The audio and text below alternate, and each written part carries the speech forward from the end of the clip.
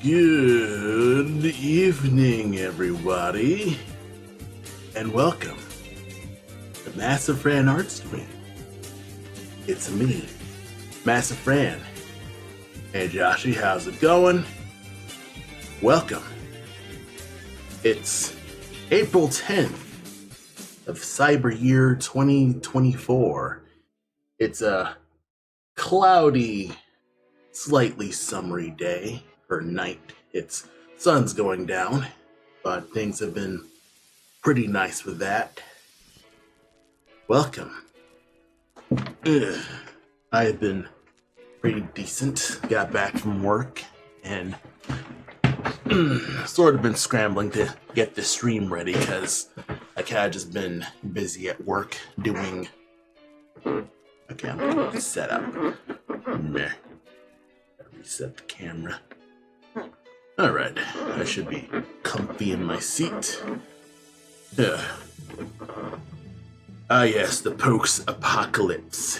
It's been pretty nice with that. I saw the eclipse yesterday while I was at work, and that was pretty nice. The sky went dark, and it got slightly colder, so it's kind of cool, really cool with that. And, there was a lot of, all those silly Berserk memes and King of Fighters and all the other films when it involves eclipses and things like that. That's kind of fun. So, I had a chance to kind of just see everybody. There were a lot of people on the streets kind of just hang out and seeing the eclipse and stuff like that. So it's kind of fun. It's a fun little human event. But yeah, I've been pretty decent with that. And just enjoying my coffee. I'm probably going to regret having coffee at 7 at night, but I've been feeling tired today, so I decided, why not? Ooh. Can't seem to just get a good... whatever. Can't seem to get a good camera set up right now. Yes, I've been moving it around and moving my chair.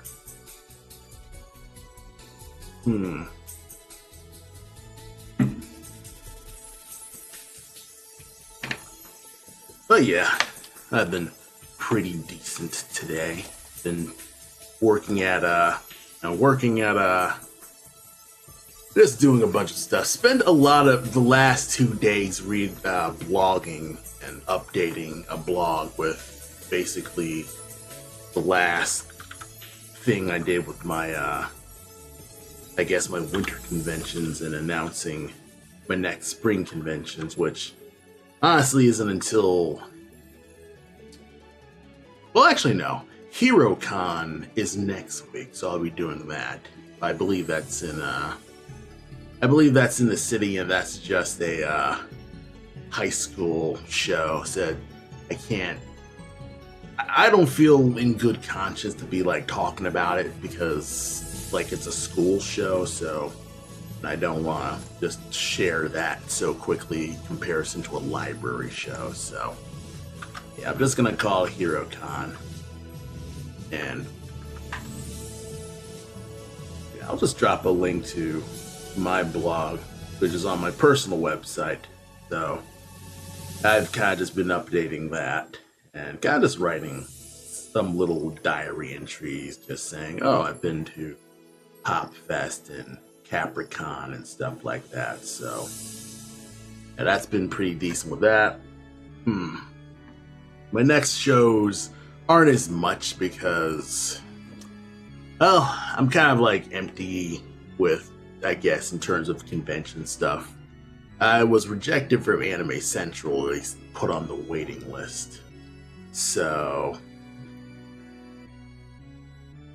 I don't really have a convention in April or May.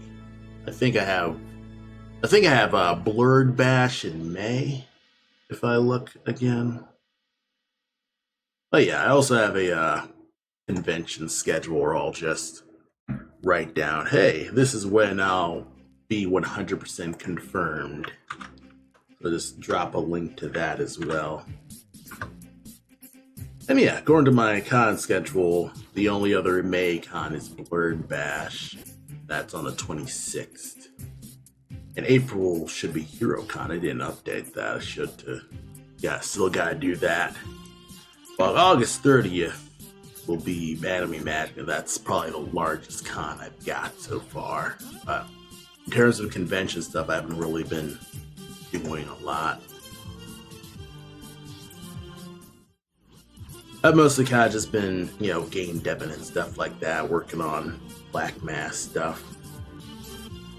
Currently, kind of just rocking some basic emotions for NAD right now.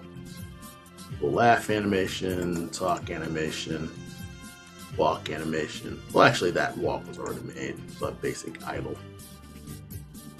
But yeah, kind of just tackling that, and also making some long polishes of there's certain there it is. Yeah, there's certain pixel art that I still need to work with, like this. So that's pretty much my to-do list with the stream. And I've kind of just been doing a whole host of just working on stuff. But I have been feeling like I've kind of just been probably in a rut. This the right layer? Yes, I'm in the right layer. Yeah, I kind of feel like I'm in a rut, so I think this will be I think I'll probably take a break from streaming Black Mass sprites for now to try and do something else. I'm currently in the process of kind of just, I guess, doing a lesson plan of making pixel art. And I've kind of just been tackling that. And if you're interested, I made a straw poll where I pretty much just ask what what you'd like to learn as a pixel artist. So made a straw poll, well, here. And basically you kind of just select each of them, or one of them, to kind of just decide, what kind of stuff are you interested in me doing when it comes to just a pixel art thing. Depending on the time, I'll probably make a series of streams, depending on like what needs to be gone through. But kind of just trying to figure out and gauge, okay, what do I need to cover? Am I talking to an audience who probably knows that I animate and they probably just never use Sprite? Like, would I need to give an Sprite tutorial? Or would I need to do something like, talk about, the theory of 12 principles of animation and all the 9 old men stuff and all that, as. So I'm kind of, feeling for it. I sort of don't teach, not 100%. Like, I can answer questions, but a lot of questions get a little common. So I decided to try to make like a legitimate lesson plan where it comes to, okay, this is the exact thing. And then when somebody asks me a new question, I can just point them to this and say, this is how I know pixel art. And that's kind of just how that goes. Yeah, go over types of animation programs. Start with general. Yeah. And honestly, the animation program won't really matter, because as long as it can do raster graphics, which is pixel by pixel graphics, and Photoshop does pixel graphics, it's just there's so many pixels in the image that it looks like smooth. But that's what raster is called. That's basically pixel images, pixel raster. I think that's the term for raster. But you can just set up Photoshop to do pixel art and just set it so it's a smaller resolution. Put it down to a canvas of 128 by 128. That's a good starter. Make a 1 pixel brush, and you can pretty much just go off of that from there. And I could probably do a setup intro where I just open a vanilla version of Photoshop, or non modified version of Sprite, because I'm using Sprite, but I also have some scripts that I personally use, so I'll probably just recommend scripts that I use. And, you know, a lot of my knowledge is from YouTube tutorials in general. Just, I go on YouTube. Mort is a notable pixel artist, and he's really good with that kind of stuff. And a lot of the stuff is mostly just you doing it a lot. Let me see if, because I have a Zangief, fighting in Sprite. No. Where's my Zangief pictures? What about just MS Paint? Oh yeah, MS Paint, that's the classic. Just use MS Paint too.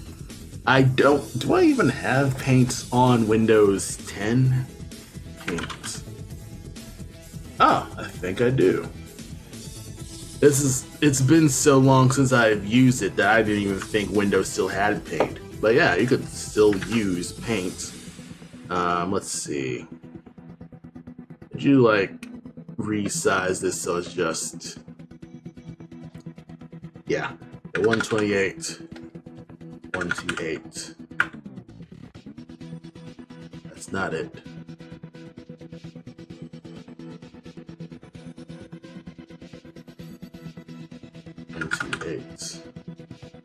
How would you do this? Oh, 128. There we are. Now the one thing is I can't center you. Kinda sucks, but that's as close as I can do it. And, you know, I'm kind of just rocking a basic, yeah, you can just rock a basic bare bones MS Paint. And even though it won't have the features, you can still just rock having character. You can just make a basic stick figure character just in Paint. So, you know, that's a nice way to kind of just get started pixel arting, is kind of just open up Paint and doodle with a single brush. Do that. May add a body. But Paint doesn't have the animation features, so that's probably going to be a bit of a setback with that. So I'd say overall, I would recommend Sprite for your first time pixel art program. Even though it costs $20, it's still overall a good price, especially if, you know, you don't have to blow a lot of money on Photoshop. The only other program I could also recommend, MS Video Maker? Never heard of that one. Is it default on my computer?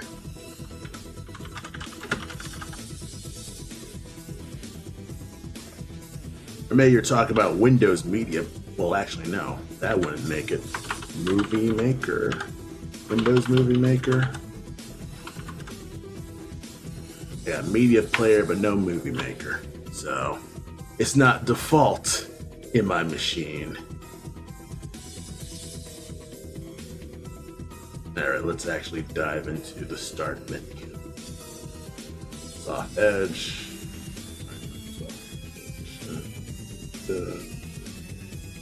I got Solitaire. It's kind of fun. It's like, I'm so used to just my big workhorse apps that I don't really like dive into the default Windows apps, because they're freaking Windows apps. Who cares?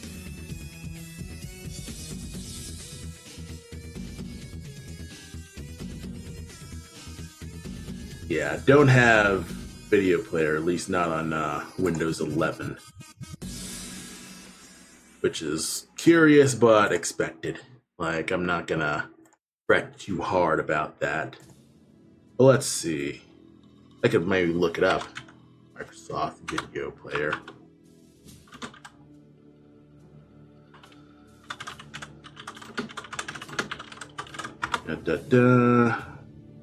Or Video Maker. I should have typed that instead.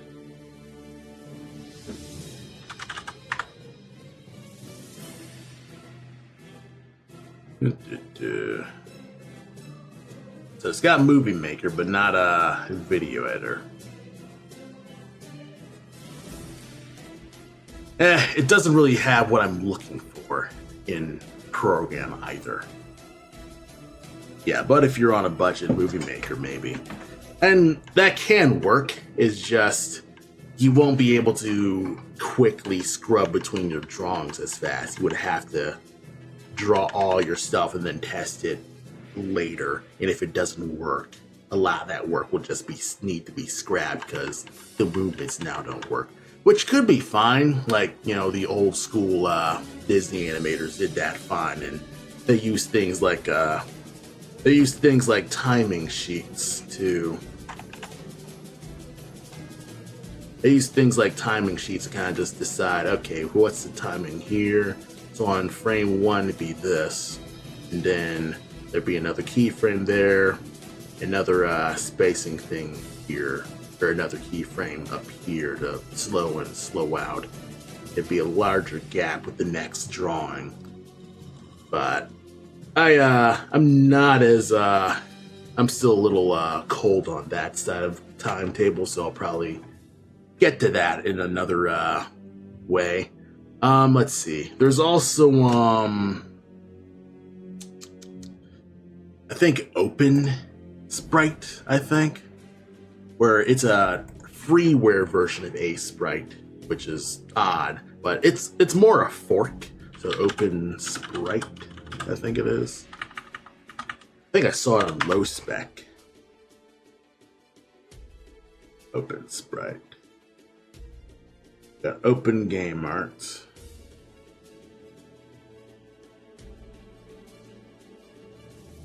This is the right one.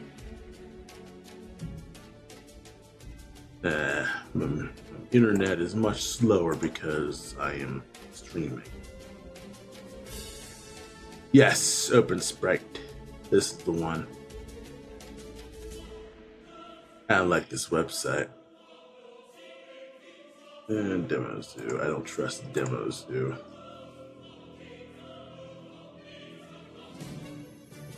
Okay, I found the GitHub. Alright. I hope this is the right one.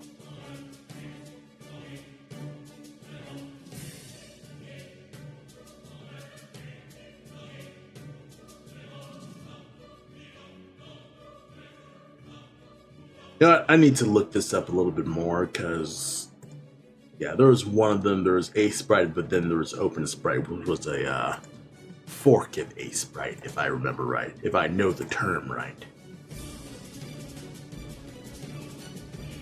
Yeah, I'll figure that out. Yeah, messing with timing, meaning quicker movement or slower depending on the animation. Yes, exactly. So yeah, you know, timing sheets with that and figuring that stuff out is stuff that I'll be going through.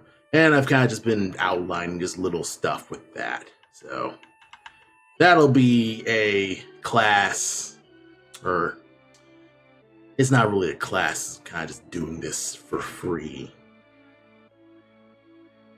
But, and which one's the arm? This one's the arm. So we're going to adjust you. And kind of just mess about with this.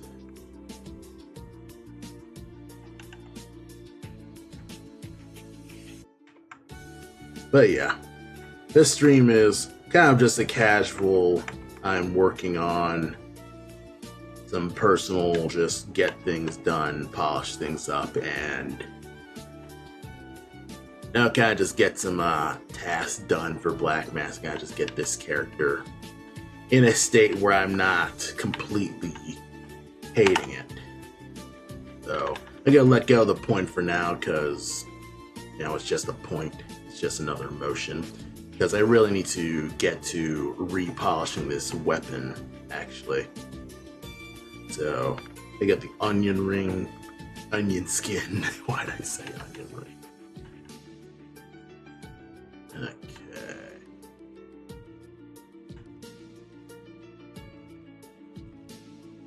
All right.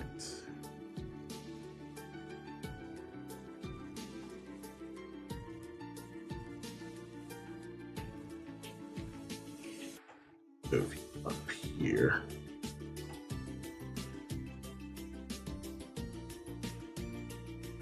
Right. Okay, there.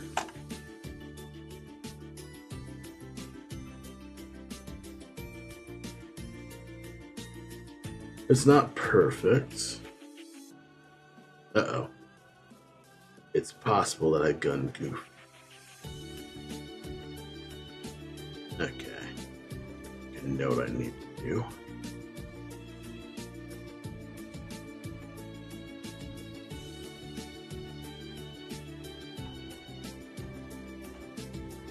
Goes up.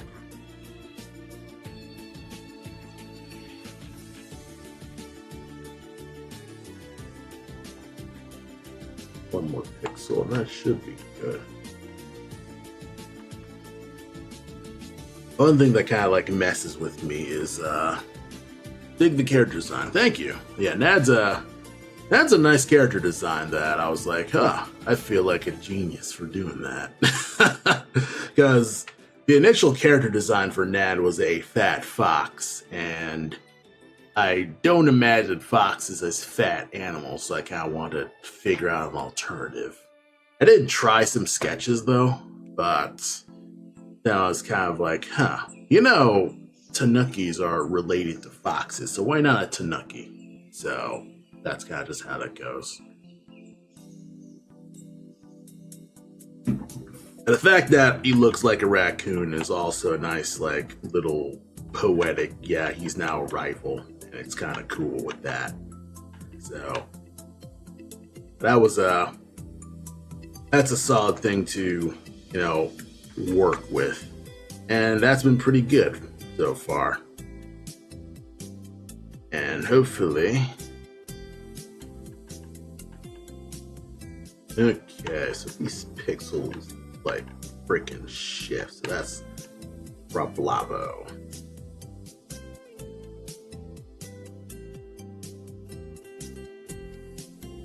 We're going to nudge this back and nudge you here.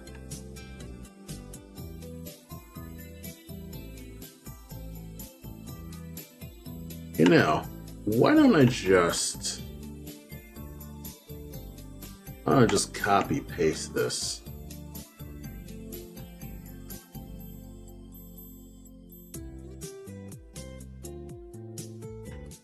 Yeah, why don't I just copy paste this? It'd literally be easier if I just did that.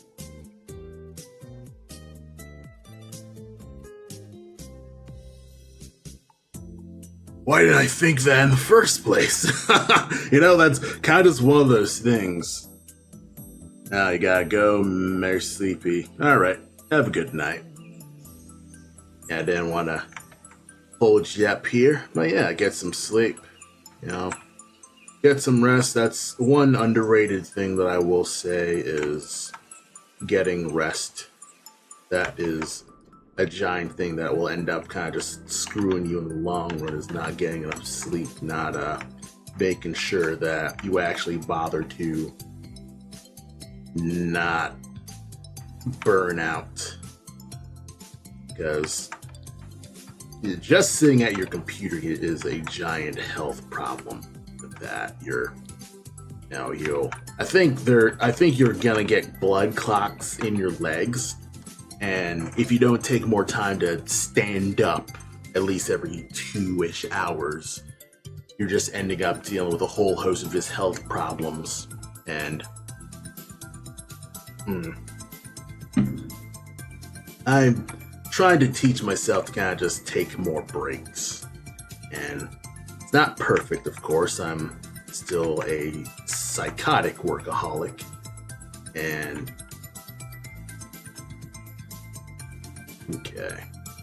Yeah, this just freaking shifts. Shifts all over the place.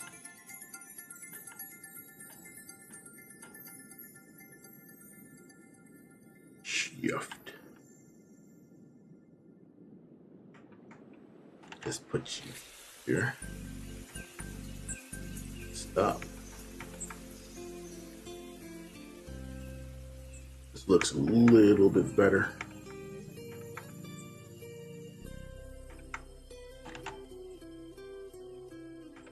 I'll have to let this go here.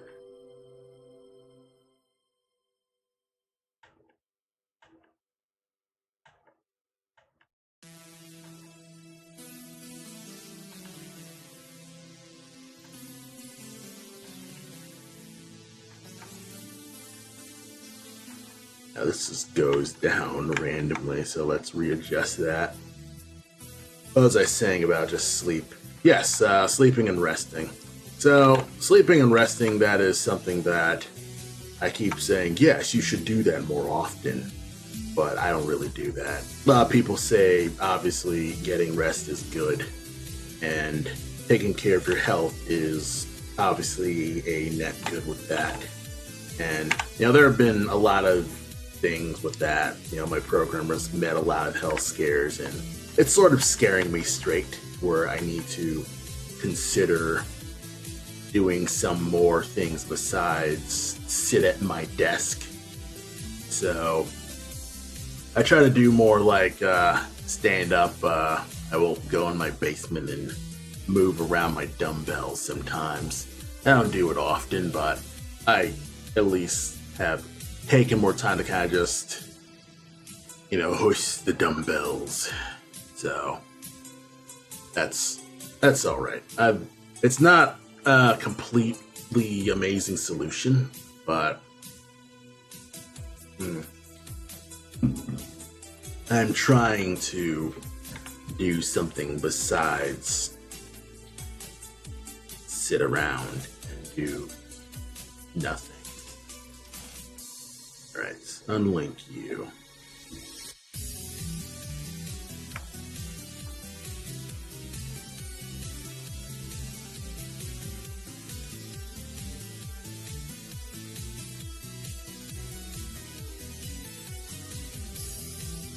Okay.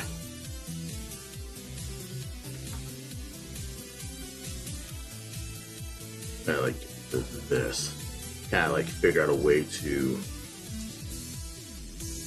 probably nudge this in more.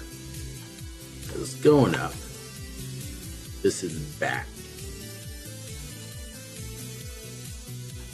Forward. Maybe like push this forward 1 and push this by 2 like this. Push this up by 1 and push you up by 2. That way it still has the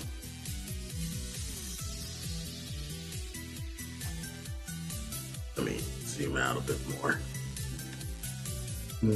Okay, kind of working. I do want to have it so it's more of a single pixel together, and that'll work.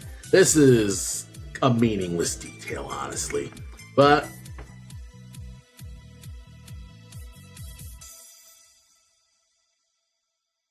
it works.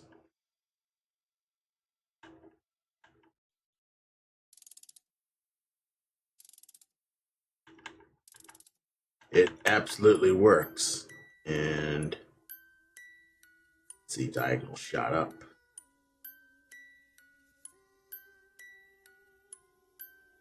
And set it. We're going to copy you.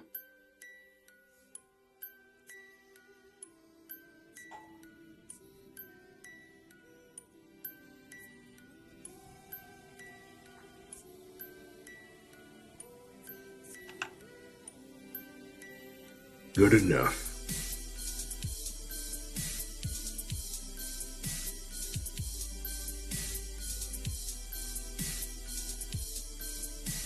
Kind of works. It's working. When he shoots the arrow, it becomes a special arrow and Nad shoots. Good. That's diagonal 1.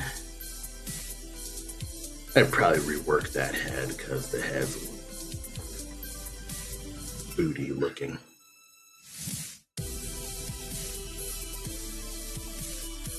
Could I... Is there an extra head that I could just use? Let's see. I just copied that head.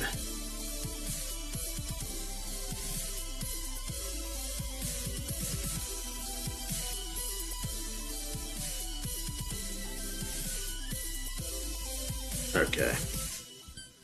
I don't know why that got deleted, but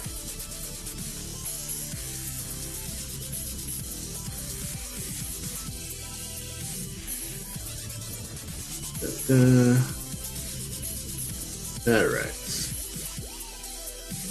That's looking much better. I reworked the special shot here.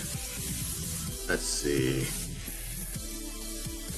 Ah, yes, that's what I was doing. So I was reworking the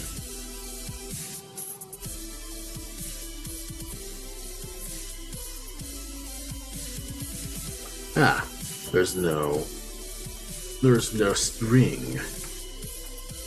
Well, I can't have that. Bingo.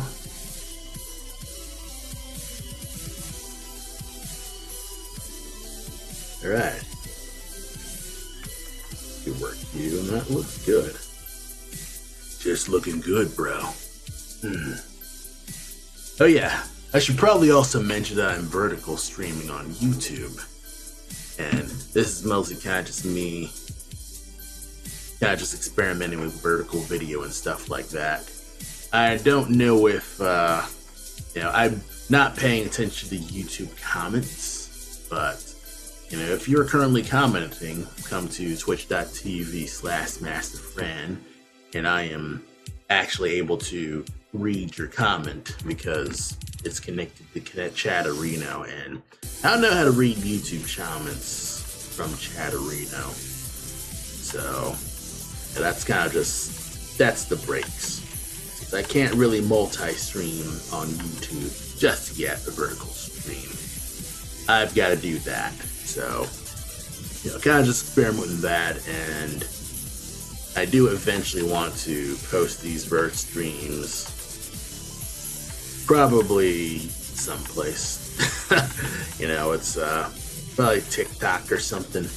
I don't really stream on TikTok. I don't care to stream on TikTok.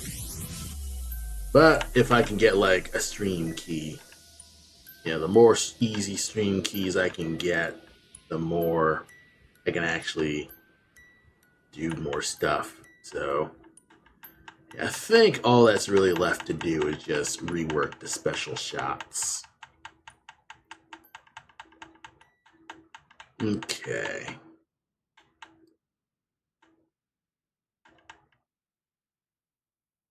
So one thing that's kind of interesting is that I need to rework the special shots, which kind of fillets, but probably need to rework that because currently the special shots and the vertical shots, like the regular shots, don't look super different, so that's going to be an issue. So I probably need to rectify that ASAP. And honestly, I'm also not liking this line too much, so I'm going to see if I can't rework this.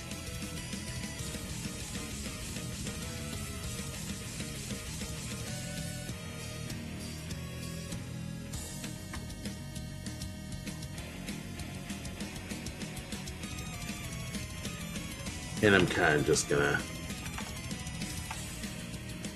I keep forgetting that I can double click that. I can just copy you, paste you with this area. Looks convincing enough. Though it does look a little nasty looking.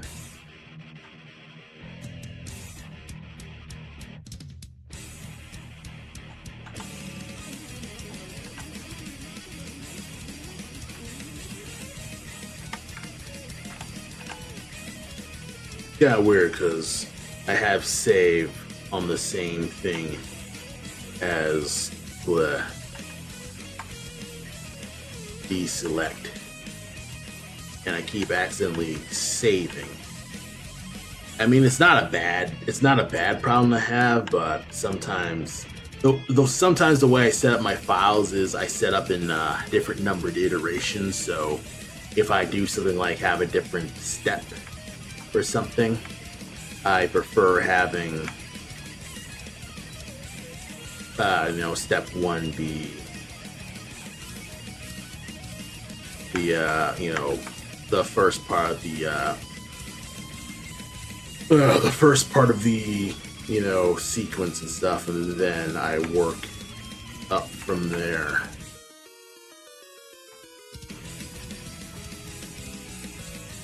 Okay. Betterer and betterer. Things are working. It's just gotta get things. I kind of shouldn't be perfecting this because this was fine with the initial shots. I just need to rework the special shot. So first things first, rework the triple arrow. In fact, I probably could be a cheating shitter and just do this.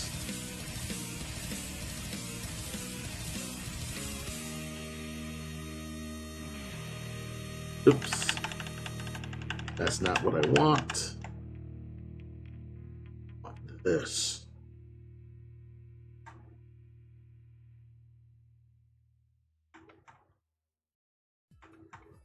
There we are.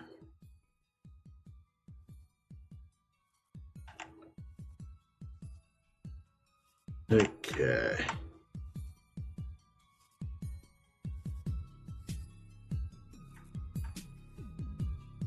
Alright. I could just get away with doing like the stair stepping stuff.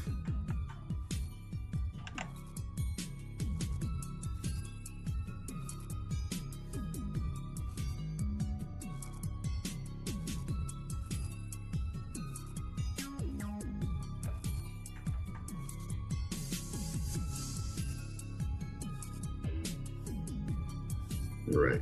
Uno. Dos. Tros. Tecto. I don't know why I'm saying that, but it kind of works.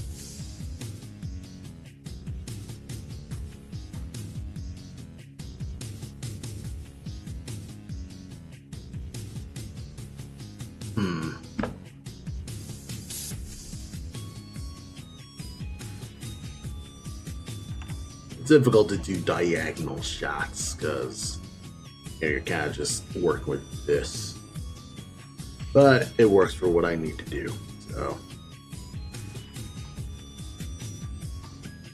yeah, one notable Pixar thing too that I guess is good practice. I don't know if more Pixar artists do this, but stair stepping is one thing where you're going down one pixel at a time at certain patterns. If you want to make bigger things like curves, you'd need to stair step at like increasing one intervals before you go to the next. So if you've been stair stepping each pixel by one, you want to like do a curve, you would actually start by stair stepping by 2 and then stair stepping by 3. If you do like 1, 2, 3, it'll just look jagged. Or you're like stair step by 2, 3. You kind of just keep wobbling, because when you zoom out, the line will look much wobblier and not as smooth as if you did the proper transition. And you can make it work. It's not a complete science with that.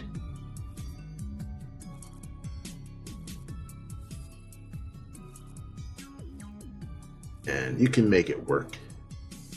Just a matter of deciding, hey, I want to actually have this go up. And at least look like a smoother transition.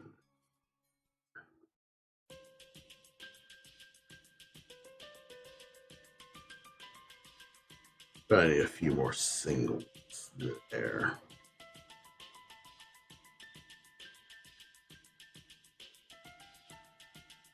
A little bit smoother with that, but you know what I mean, and I'll try to see if I can elaborate on this a little bit faster when I at least get this practice down, because I'm not good at speaking off the cuff.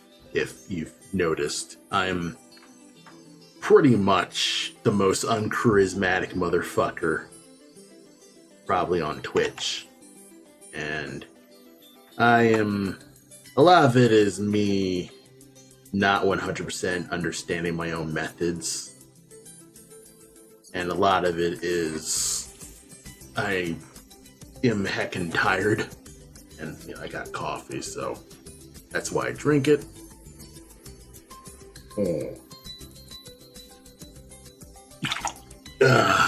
Fucking grounds.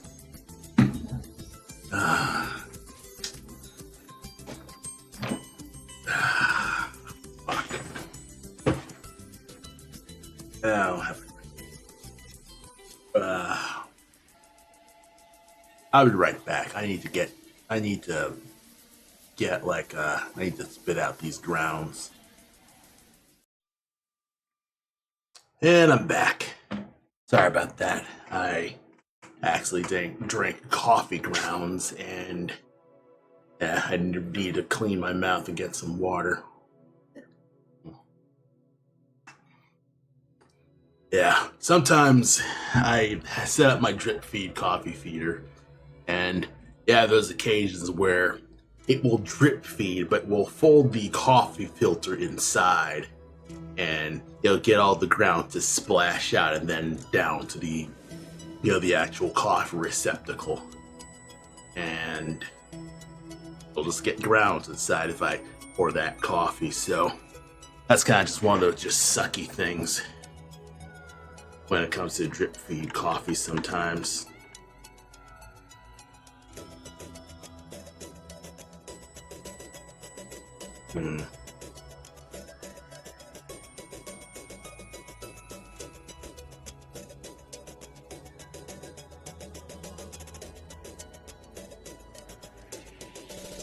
I bet you I could probably duplicate you.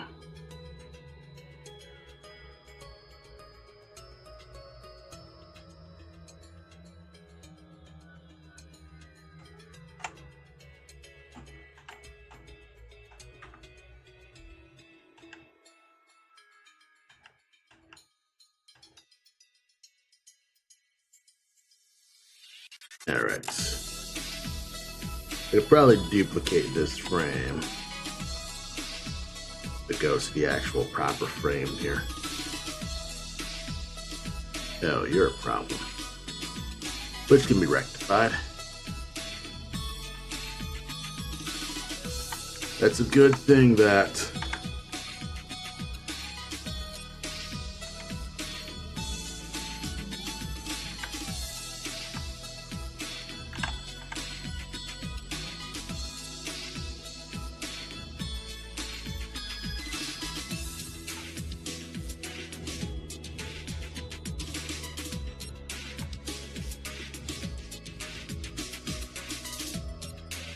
something wrong. Oh, it's locked. That's the issue. I accidentally locked it. Sometimes it's kind of like, have you tried turning it off and on again? And no, never tried that.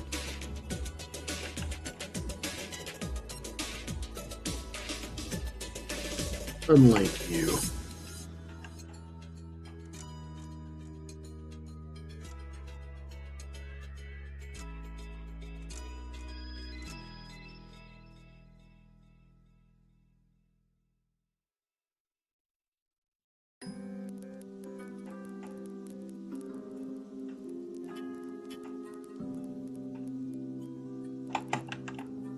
But let's hide the weapon so we can work on this proper. Clean it up.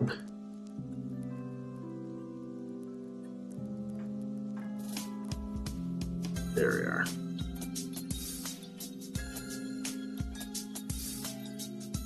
Now then, this is a bit of an issue.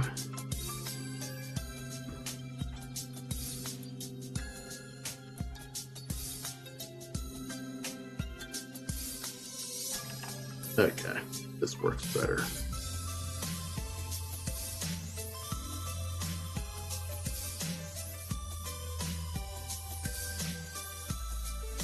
Kind of works.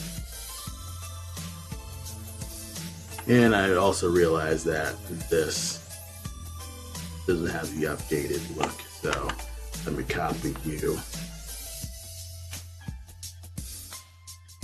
Paste that here.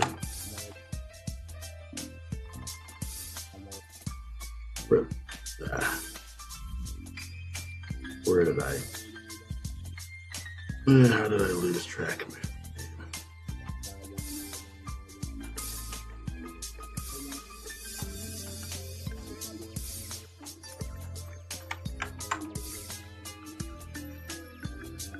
Work.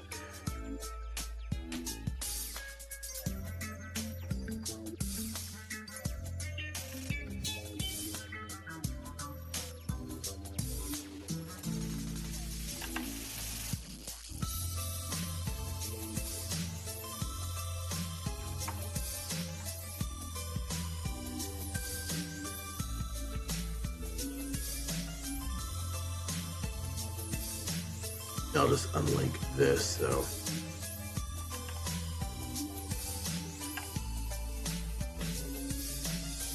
looks half decent.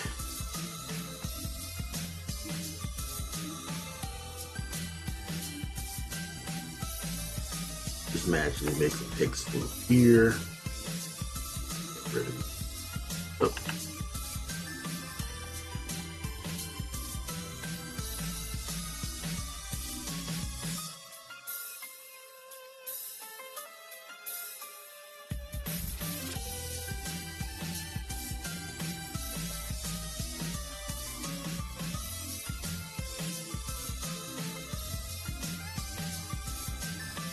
Okay, that looks consistent.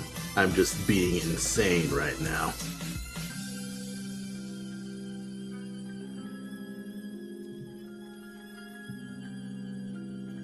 That can be a problem. Can I reuse? No, because this isn't a diagonal. Alright, this was a try. Might be able to this link.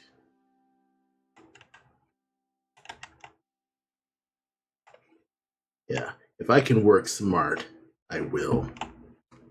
I could probably just flip you horizontal down.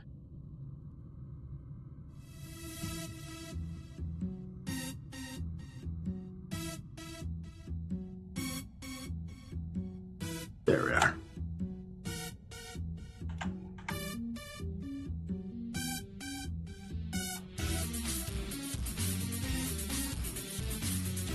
And probably just hide here.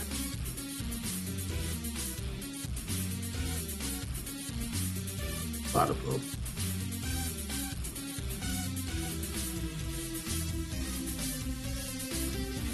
Yeah. This triple arrow kind of looks jank. That's a wee bit jank. Yeah, these arrows look kind of jank. Diagonals are always just the toughest to do because you're kind of like dealing with the jank.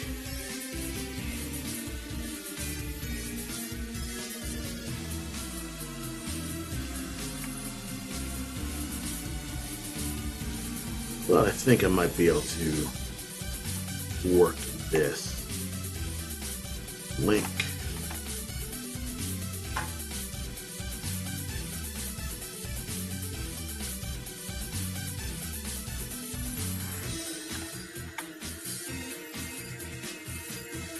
That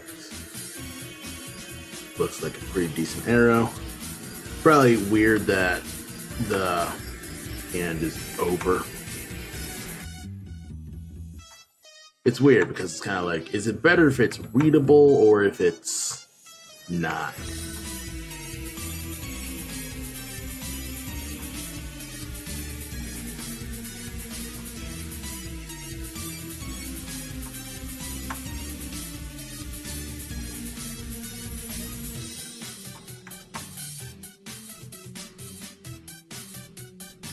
Because it kind of looks okay.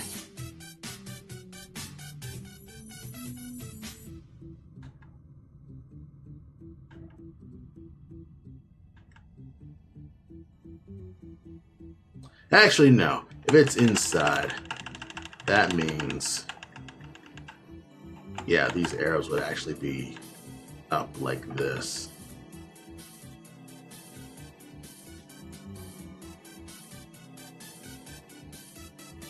Also,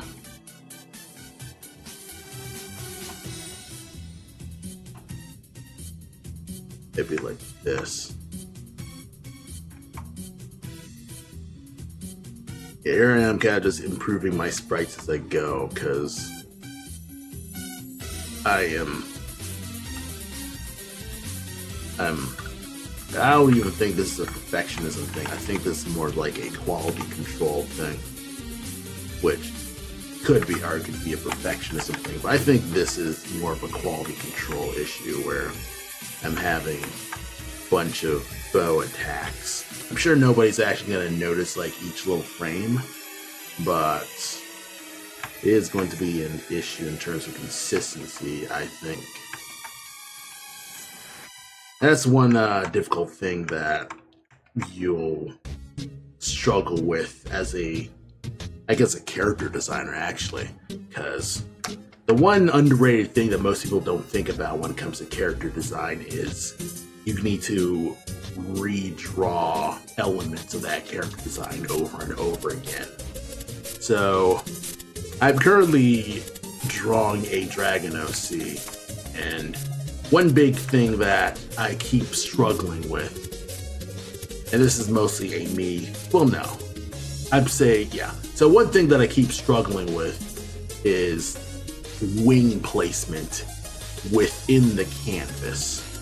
So, you know, I can draw a character in my canvas fine, but if they have extraneous details like a long tail or large wings, I guess I struggle with it a little bit because, oh snap, I factored in the general like human anatomy part of it, but I didn't factor in the extraneous details when it came to like the overall composition and stuff like that.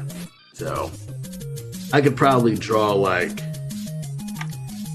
a general character here doing a cool pose.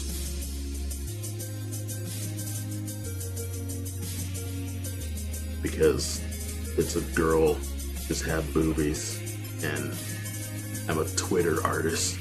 But as with the Dragon OC, I'm like, okay, do the basic body, but then I forget, oh hey, they also need wings. And doing, the basic, C cup wings is adequate. Then it's kind of like, okay, you have a tail. It kind of needs to leave the screen a little because tails kind of just have to go out. Because if you wanted to fit the tail, you should have had this drawn in. And that's especially a problem if you're drawing straight on paper. And that can be an issue. And it becomes a bigger rub when I try to draw that character flying. So I can do the basic superhero pose. Do the cool foreshortening, giant fist, Image Comics, invincible, cool shit with that. Do stuff like that. I'm learning to do better foreshortening. but that's it's not easy, and foreshortening is one of those things where I can do basic stuff, but I'm not as experimental with my poses, and I'm recently getting better with that. I'm getting, the more I practice, the better I get at it. So that's kind of just what I personally want to do, I guess, in my stage of doing art, is I want to make more illustrations with more dynamic poses, because I'm an artist. I want to do that. But I tend to realize that whenever I'm like composing, flying poses and stuff like that, I want to make a wing character, and I keep drawing wings that don't fit the canvas.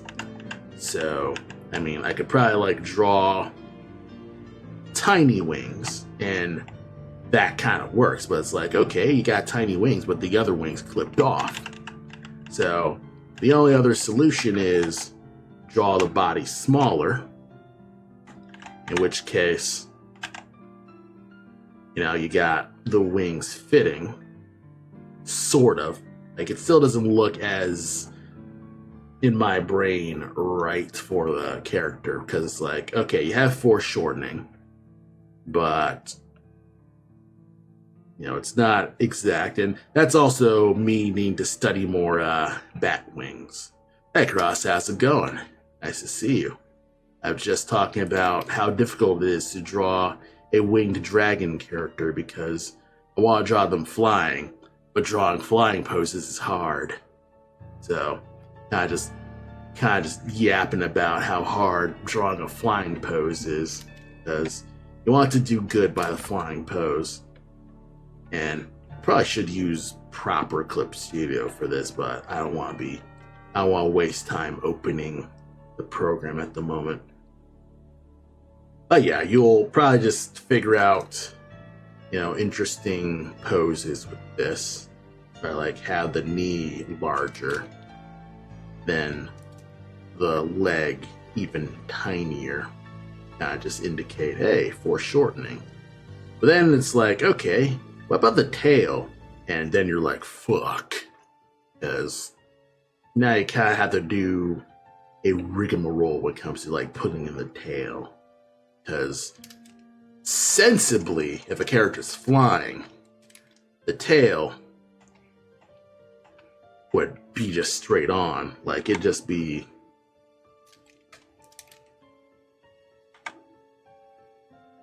Why are you not? Okay. Sensibly, the tail would probably like be like this. And then you would just make the body just adhere to the tail, which would work. Like, I wouldn't hate it if you actually did tail, but also my foreshortening will need to be reworked with that. So perspective can be tricky, and I've kind of just been getting myself better at just drawing characters in perspective in general. So that's kind of like one of those notable, I guess, sketchbook things I've kind of just been trying to improve at. I could probably just delete this. It's a frame that I'm kind of just fiddling around with.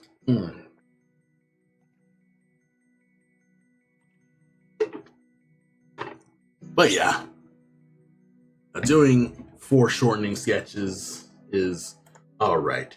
Like, let me see if I got any scans here.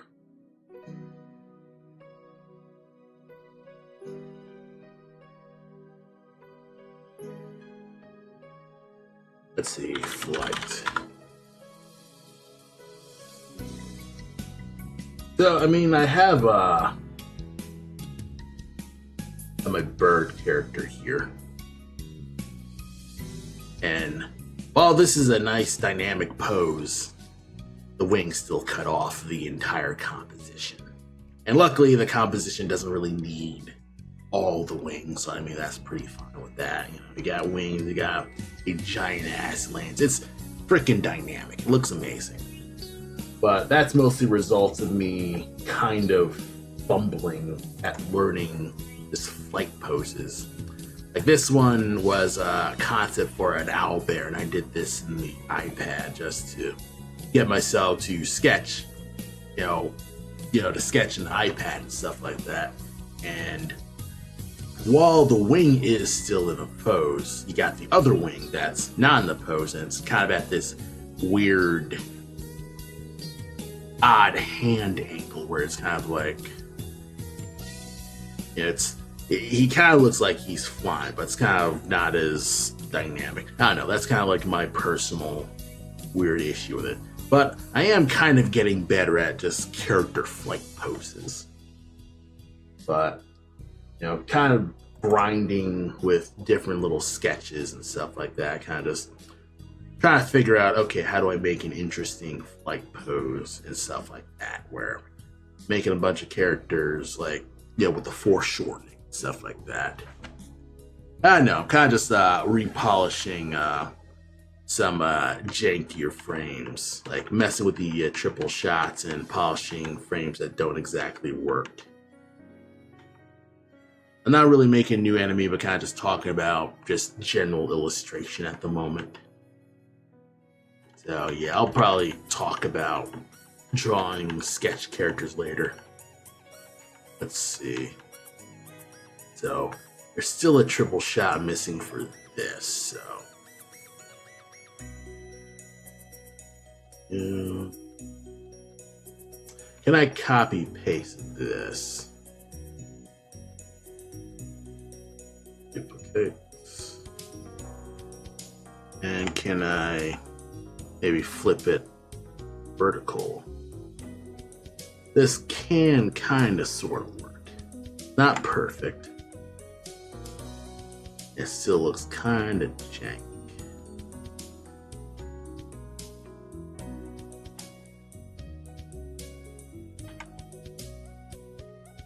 It still looks kind of jank, but I probably need to let this go because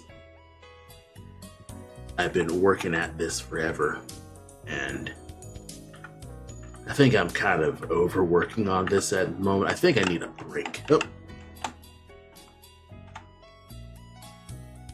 So, God is working with a bunch of different little things when it comes to the character animations with this. And of course, working on diagonals is kind of a nightmare because you're sort of messing about with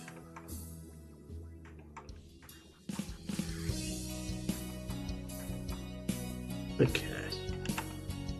This is a more coherent pattern.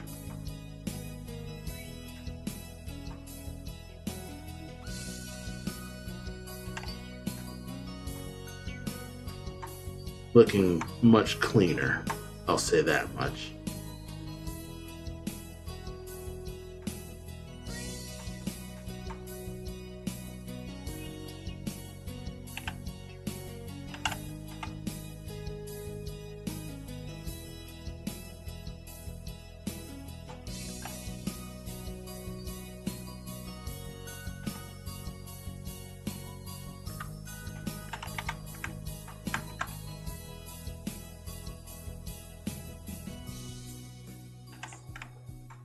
Alright, looking much cleaner. So this needs to get rid of its janky, and this one can probably work off of this. Well, we got one done. You're next. But truth be told, I should get away with like making it straight. Yeah. Put that there. Then just readjust as I go.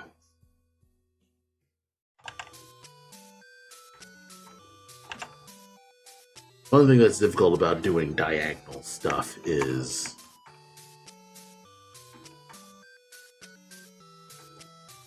the basic of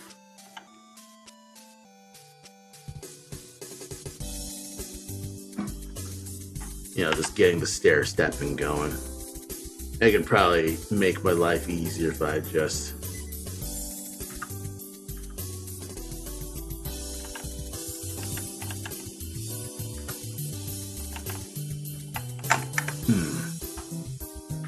nudge these pixels forward.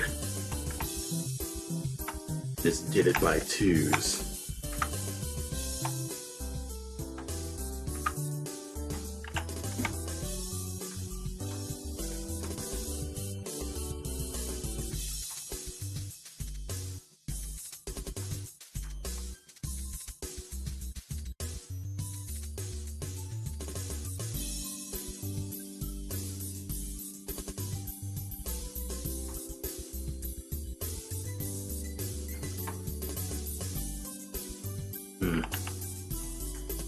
Okay, maybe if I did triples and then it went to twos.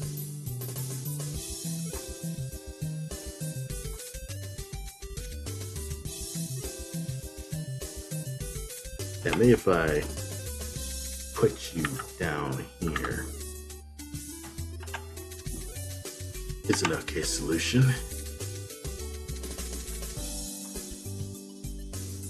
That's an okay solution. I'm making it work. And gotta just clean up the arm a bit. Oh, that's why. Alright, so we have a rough triple shot. And when he shoots it, he'll do the spread arrows. 1, 2, 3, down, forward. Yeah, I'll edit this so it matches this more. Okay.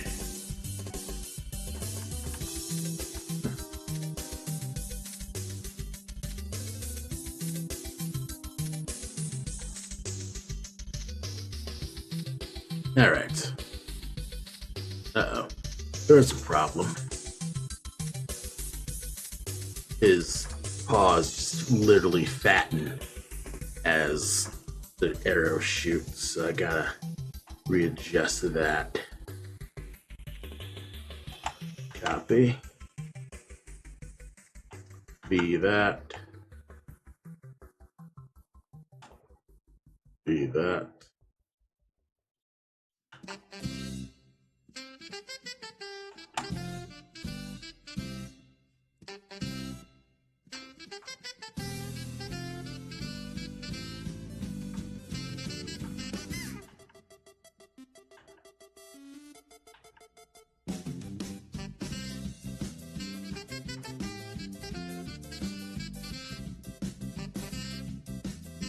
Okay.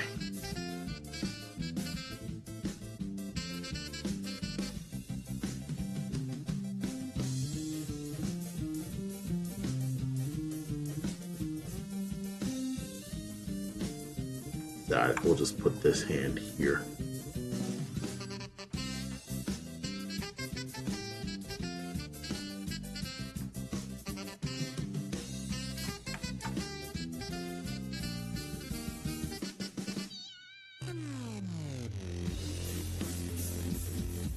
Okay.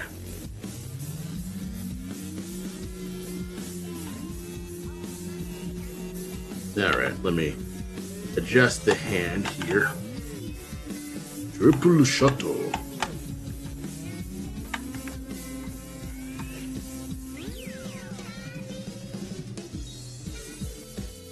Yeah. I've been advocating for voice acting in this, but I'm kind of like, bro, we are making a Game Boy game.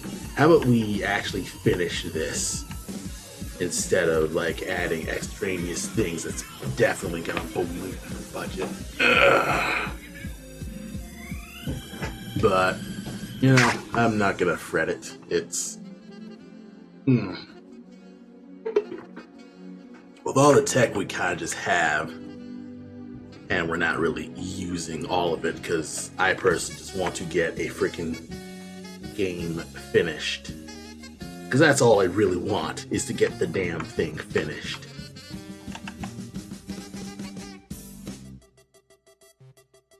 Above all else, get it done.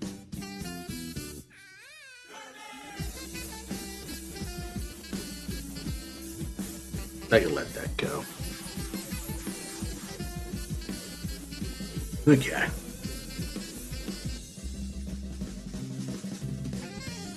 And of course, that arrow part will be an actual particle.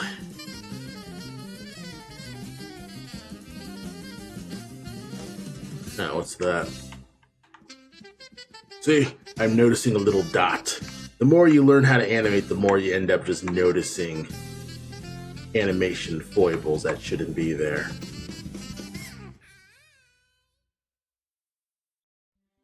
So, is that a head thing? Yep, it's a head thing.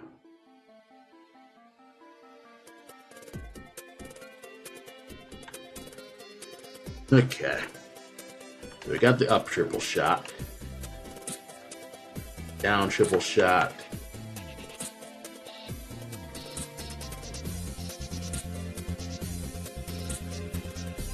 Left triple shot, right triple shot. Rolling.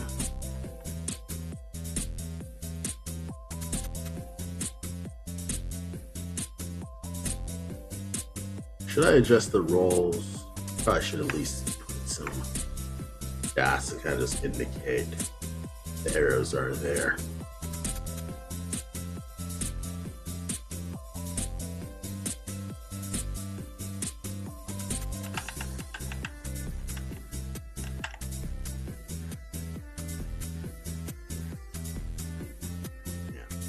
Just put a few like little specks in infinite roll. And I'll probably just keep this for when I get the build proper and I can just put the animation frames in.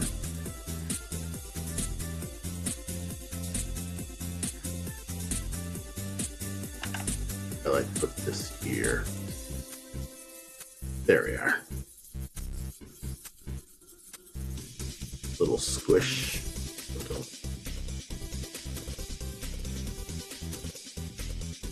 Then these look sort of jank, but since it's supposed to be a spin attack, I can get away with the jank.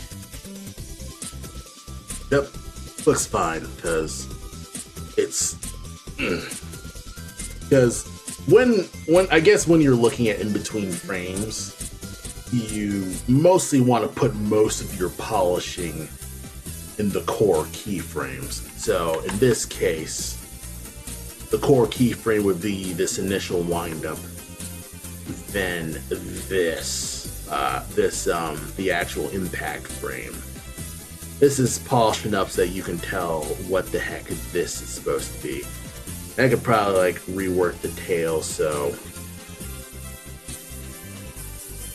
probably put the tail here, so it's behind him.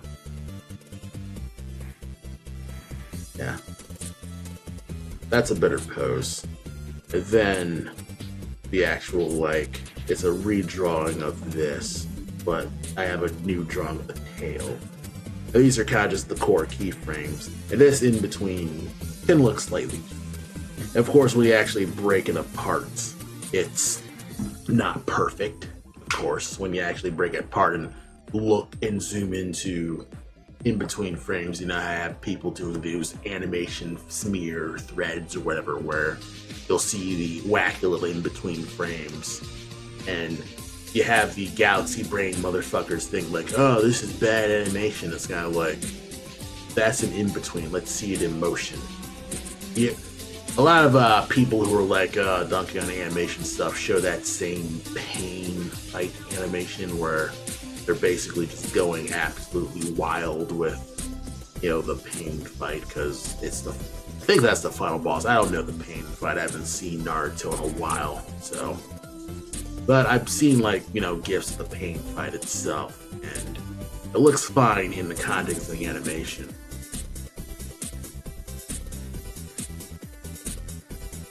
Even if it's a bit, I kind of feel like whoever worked on that was a disciple of Satoshi Kon, where, you know, you're using a lot of like time fuckery in their animation. But I could be wrong. Let's see. Clean. Blocking. I probably could have maybe like an impacting where he's like getting shoved back.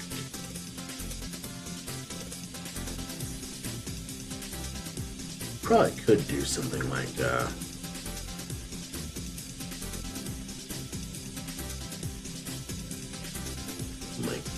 it may have a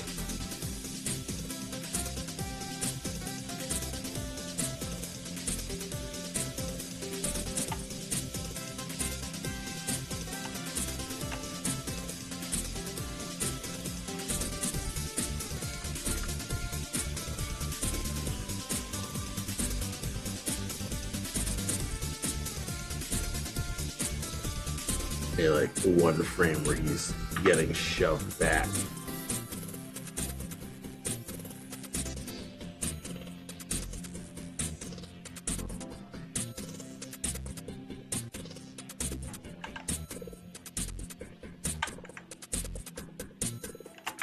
It could work.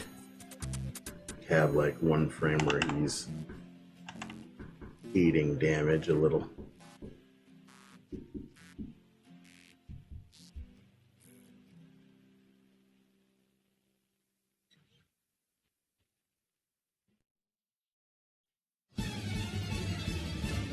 Yeah, probably like have his leg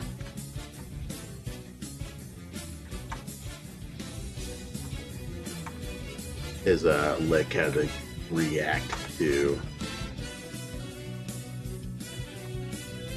his damage.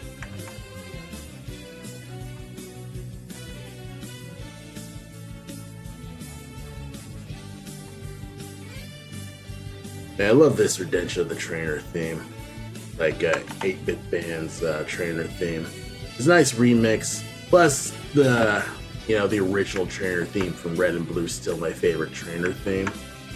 Like a lot of the other Trainer themes just don't feel as frantic like the original one. Maybe it's my nostalgia speaking, which is very likely. But I feel like composition-wise, it's probably the better Trainer theme.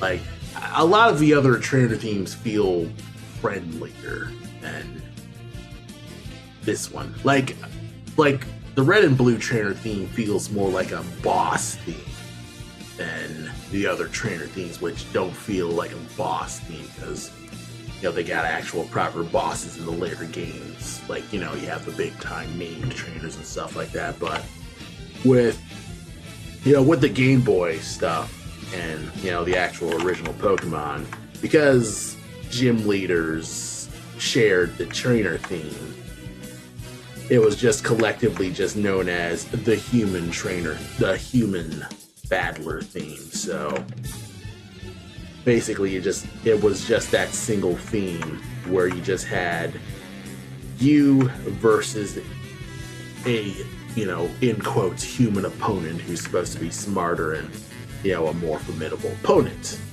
So the music reflects that. So that's kind of why I personally like this trainer theme a little more than a lot of the other trainer themes. I guess my second favorite trainer theme, I don't know any other, I guess, actually no. I like, crap. That's kind of the thing. I can't remember most of the other trainer themes that well. So maybe it's also because this trainer theme is currently in my head right now and I can't remember the other songs at the moment. Black and White's pretty good. Yeah. Now I'm just realizing that I've actually never played Black and White. I think I skipped out on the DS Pokemons because I haven't played Diamond and Pearl nor Platinum, and I haven't played Black and White. I'm just now realizing that. Yeah, now I'm starting to remember. Yeah, I had Sapphire, then I lost Pokemon Sapphire. And I was like, okay, I'm not able to just get another Pokemon game for a while because, I'm not able to just keep up with it. So I don't think I played another Pokemon game until... Actually, no. I bought Heart Gold and got through Heart Gold. And then I got X and Y.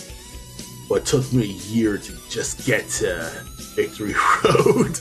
I was just playing that so casually. Like, I wasn't really playing that game at all. But I was doing that. I bought Sun and Moon, but I didn't even get off the second island. I was just... I think at that point I was an adult, so I wasn't really able to work on stuff. Hey, you're missing out. Black and White 2 is the best one. Okay. I should play that though, because I could probably find like an emulated version or something.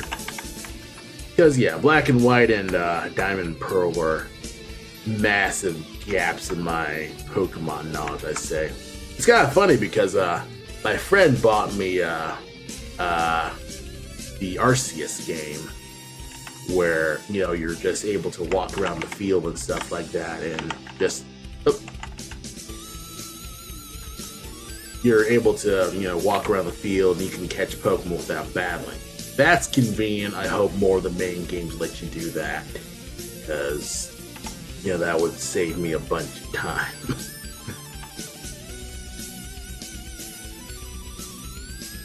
Okay.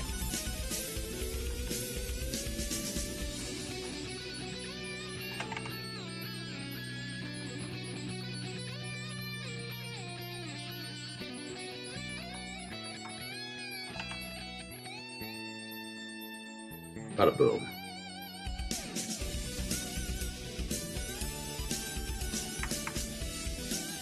Looking better.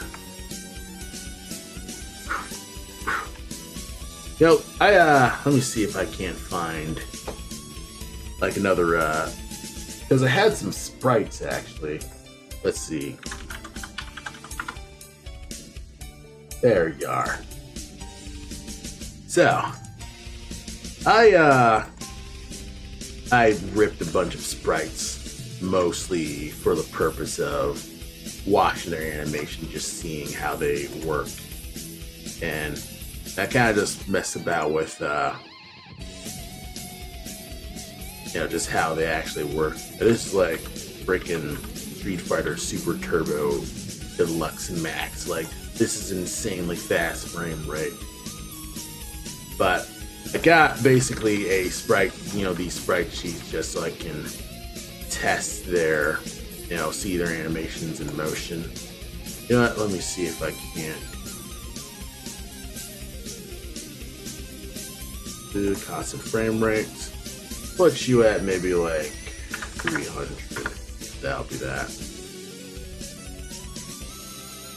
Yeah, it's not perfect. Let's see. Yep. Frame rates. Constant frame rate. They like 150. I think 150 is 15 FPS. Good enough. How they wind up, right? Yeah. Yeah. Well, actually, no. Because for a blocking animation, what I want to do is I want them to feel an impact. Let's see. Oh, it doesn't have the actual... They're just stone and that's it. So I guess I'll probably just let this go. But, 1 sec. Because, there's a, let me see. Because Third Strike has, like, more interesting block animations. Let me see.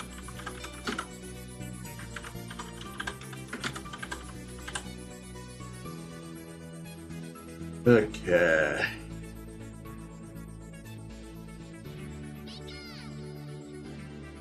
So, I use this website a lot to get Third Strike sprites because trying to find sheets of that is like an actual nightmare. The file size would be just stupidly high. But You know, I'll go to this and I'll download gifts from here to kind of see, okay, this is the block. Block low. Basic block, neutral block, high block. So, like, blocking on jumps. I actually didn't even realize that there's a high block, like a specific high block frame. Like, I always assumed it's like a standing block and a crouch block. And now that I'm looking at it, it's like, holy shit, they even thought of, like, the jumps. Holy cow. So, yeah, basically it's like you have the general block. And that's what I'm looking for. Like, feeling that impact. And basically, he starts out like this and then goes back. And let me see if I can, yeah, let me see if I can download the image here.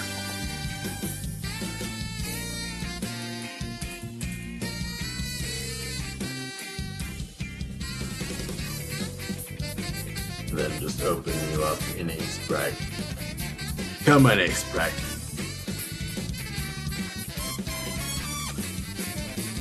Why is the download folder so slow?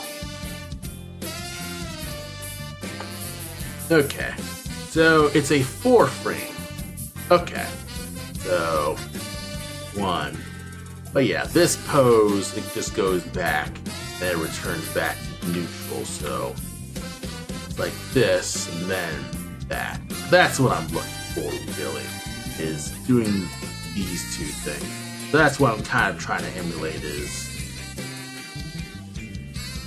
this.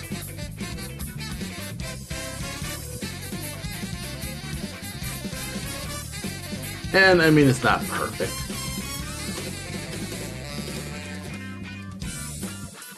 I could probably nudge this down.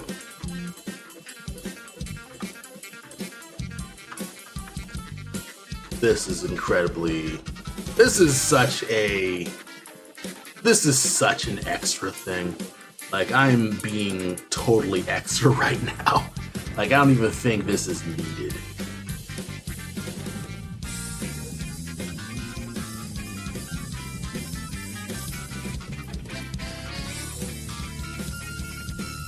Like, I should probably at least nudge this back too.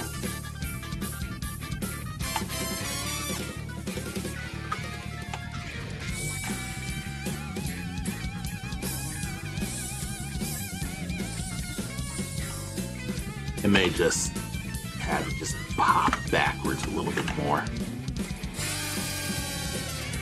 And it kind of just says, okay, he's actually blocking. He's not just being a stone wall. That's probably just what I'm thinking of when I'm thinking about his block animation. Is like, he's going like this instead of just staying still. And honestly, it's not needed. Like, I'm just thinking about this in terms of like an idle animation. But still, the jump from like just a frame of block to just full blown, like, you're seeing the bottom of his overalls jiggle as he's getting, you know, the high hit, the high block or whatever it is. Like, you're seeing his boots scrape on the ground as he hit an impact. That's like a massive jump from Street Fighter 2. It's kind of like, yeah, I'm kind of like over animating really, because I do still feel that ambition of like, I want to just make this high quality. But of course, I do need to get this done in a timely manner. So let's get back to polishing. This could work. Great thing. Straightforward. Alright, nothing crazy jank. Ah, this is an issue. For the upshot's gonna be a problem. There's no trick arrow for the... There's no triple arrow for this.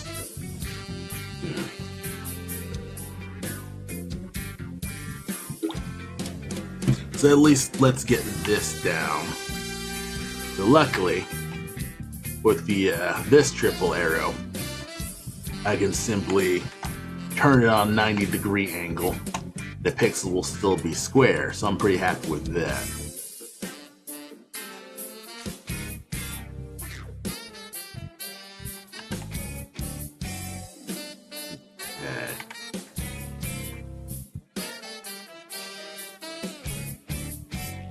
triple arrow. And now we got, let me see if I can't just swipe my diagonals, because that's what I'm gonna do. I don't have to redraw this. I can just rework you. And would you look at that? Looks totally fine. Yeah, I don't really need to work with that. I can just keep that as the same linked image, and it's totally fine. Alright, how's the leaves looking? This is a nice like effect where it's like you got the leaf arrows and it just looks insanely good. Alright, leaf arrows. Leaf arrows would probably be like the bigger charge shot, or like a bigger like trick leaf thing where you would shoot it, it transforms and stuff like that. That'd be an interesting way to like use this leaf. Because when I initially drew Nad, he did use a leaf as an arrowhead. Like it was an arrowhead shaped like a leaf. But I was kind of like, okay, maybe he had both normal arrows and then special arrows, but that would work like that. So, boom. You're fine. Should you be allowed to... Should he have, like, the big arrows? I don't 100% know. Oh, I know what's up. Okay.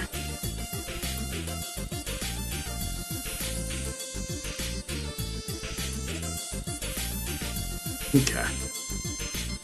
Jump. Yeah, what's that? You're gonna roll. Leaf. Leaf. Leaf. Down leaf. Far down. Alright, so I basically have all of his triple shots. So I'm gonna export that. Send that to Ab at the moment. But I am gonna experiment with something real fast. I'm actually going to make a whole new special shot move where I'll actually just duplicate new empty frame, new frame. I'm actually going to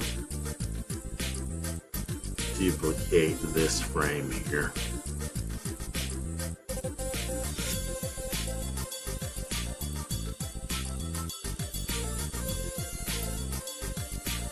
If I need to.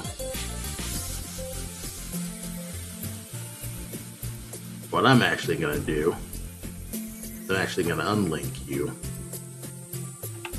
I'm actually going to give it a much, much larger draw. Like, that shit's, he's going to crank that shit far. So, what I'm going to actually do is nudge the arrow slightly further back. And then,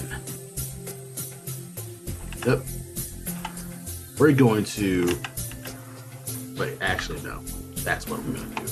So, maybe like 2 frames of that. Then, oh, yeah, lasso, please turn on. Have you go. And have him really crank that shit.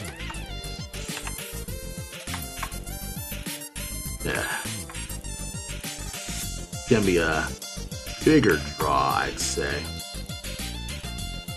Because he is going to use his big special DSL super move to really get Cole. And this will be a bigger trick shot than previously. And what will indicate the trick shot is going even further back.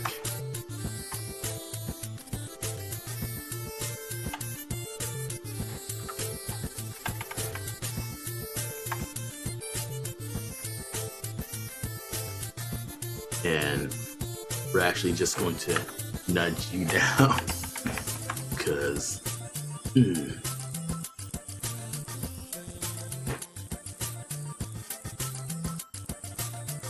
fact, I'm just gonna copy paste. Copy. Get rid of this. Oop.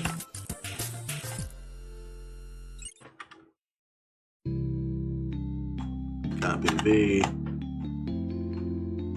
Flip horizontal. Oop. What? Vertical. Flip verti. Now it's looking good.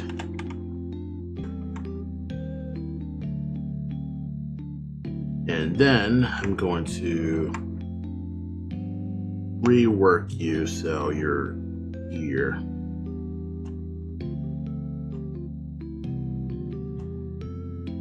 It's kind of like it's completely null to actually see how the arrow's looking, but for one singular frame,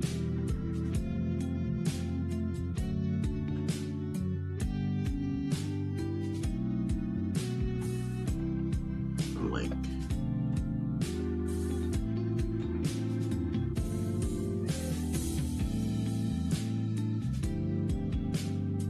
I think I know what I could do here.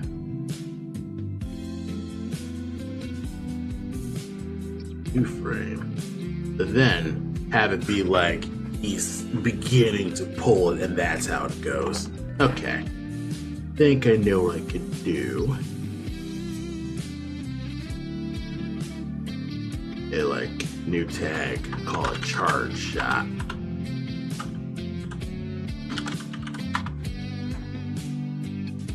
Then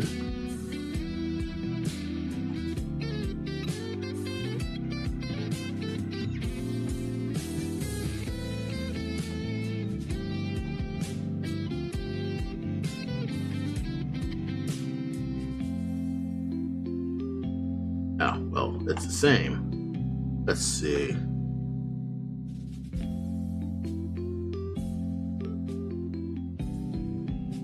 New frame. I really need to start using the shortcut keys more.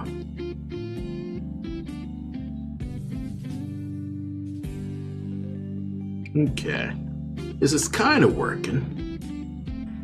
Maybe like give it a bit more juice.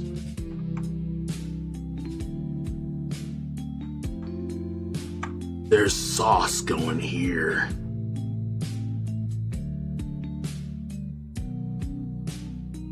And you know what?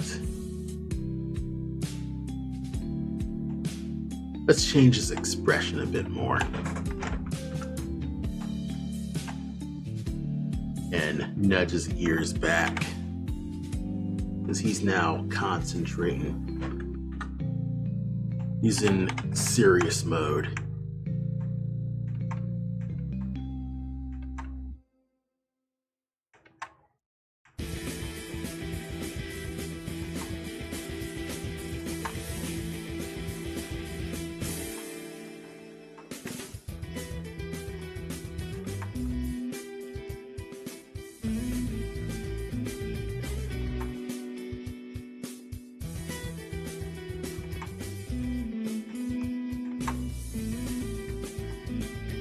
Yeah, it's subtle.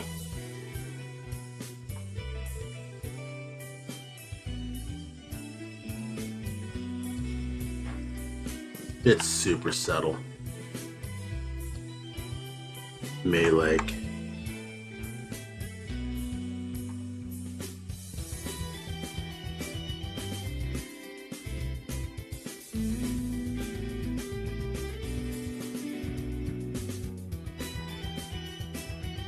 like one thing, and it's like that. Boom. Maybe like a faster draw like this, like a bigger draw.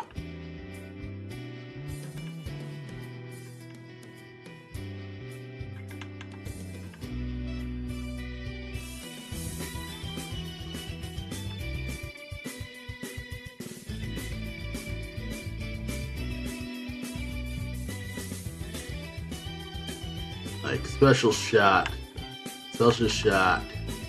then he goes to the charge shot, then it just blinks, and that's how I'll do it. I could probably change the initial frames for this. I'll probably like work on this off stream. But for now, I'll probably just hand these charge shots off to Adam at the moment, because at the moment I kind of just have the alternate shots, and then charge shots will be just me doing things like doing things for the other different shots. Because I actually never planned for that, but it would look good. There's also a possibility that I could probably do something where he could roll. He has an upside down shot. Could I do like, give him an upside? I wonder. This is me like thinking insane right now. Could I give him like a rolling upside down shot? No, I'm not gonna. That would be cool, where he's like able to shoot after a roll, or he's like able to jump and then do a shoot. I think there was this Hawkeye move in Marvel where Hawkeye could like do a backflip and then shoot the arrow back. I forget if that's like the actual thing or not. Okay. I think I'll let this go for now. And let me shoot my view list ain't around. 1 second.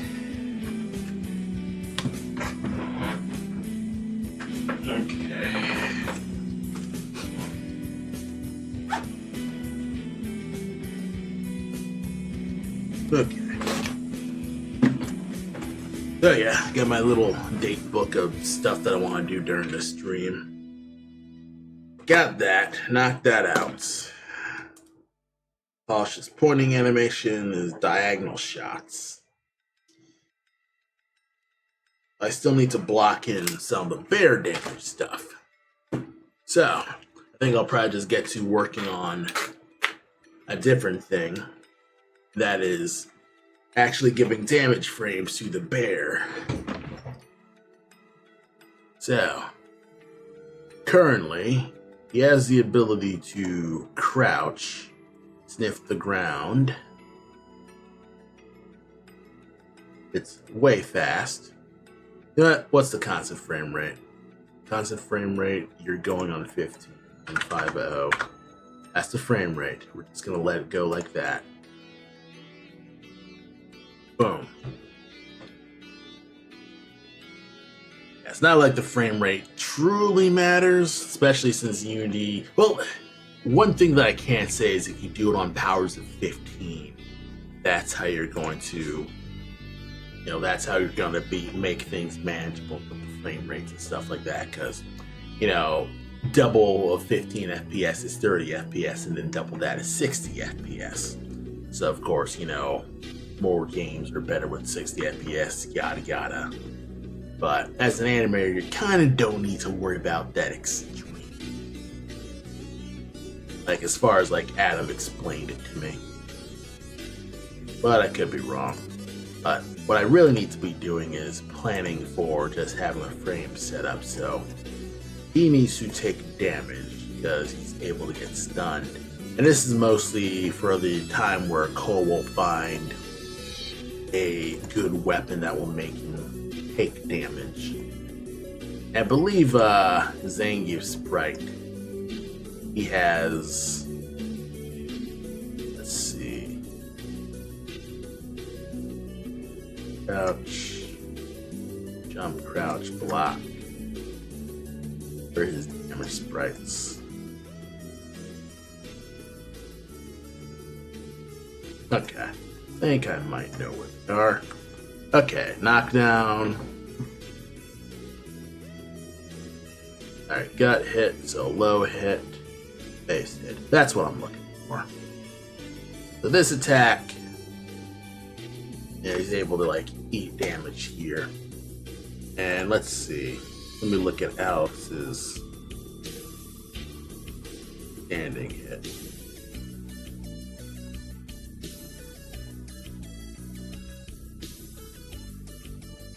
Okay.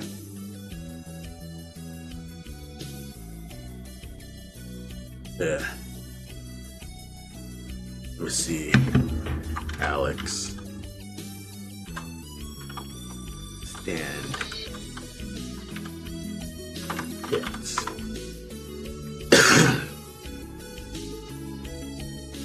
Then we're going to open you in a sprite. Holy shit, that's a lot of frames.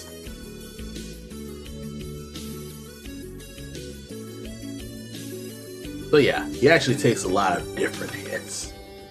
Probably just rock maybe like one. Probably like tag you as hit A. This sort of works. And he returns back to his neutral idle. Okay.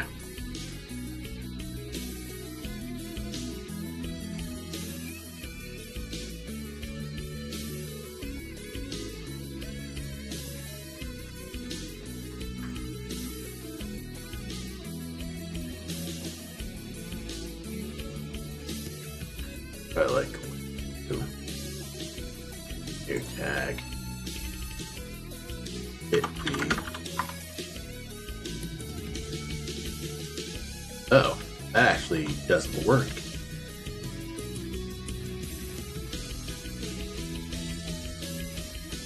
That actually doesn't work.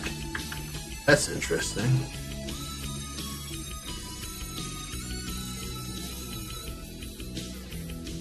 That's interesting. I think that's okay, so it's for a 2-hit combo. 4 hits.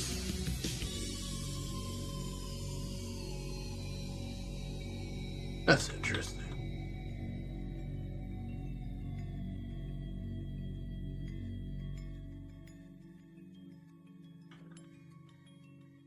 It's the same. No, it's not the same. Okay.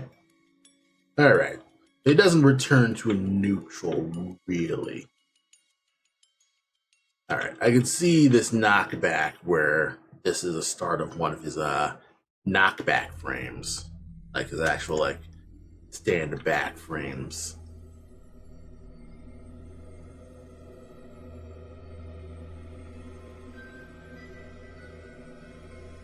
Can I just look at this and see what's something I can just mine from?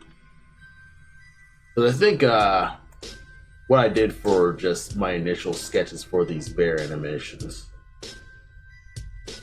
Let me see if I can't pop open this. My refs.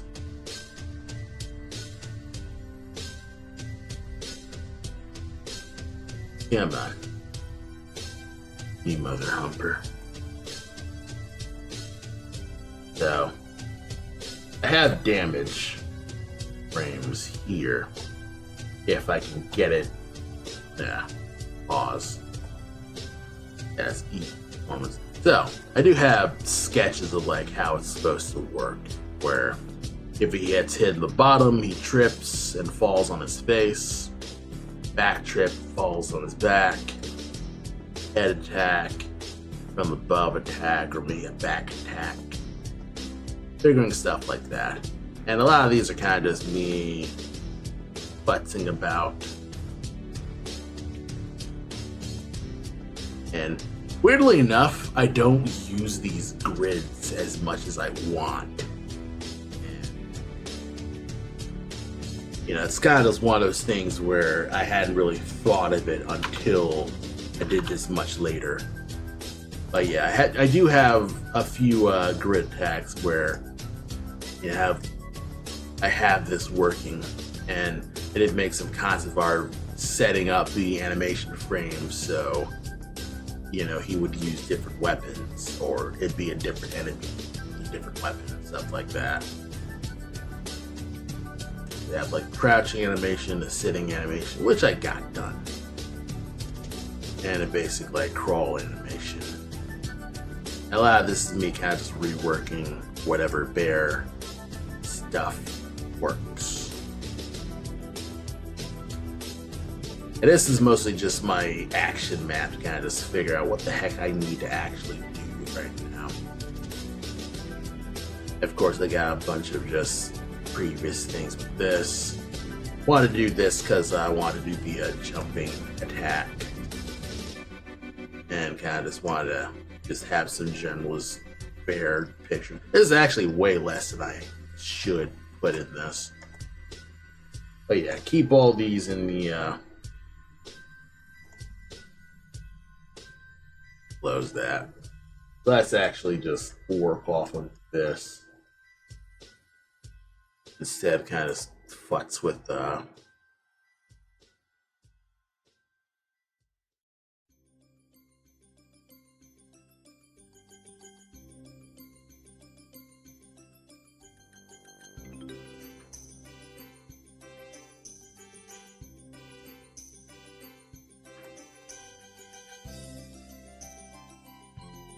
let's get the far legs down. Because I'll probably just rip this apart as I go.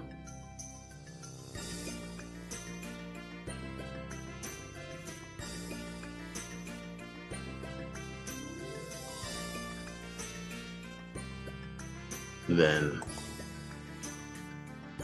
do an empty frame. And we're just gonna doodle it. That's what I'll do. If I can't figure it out just yet, I'll just doodle it. So I think I'll actually reuse the bottom frames.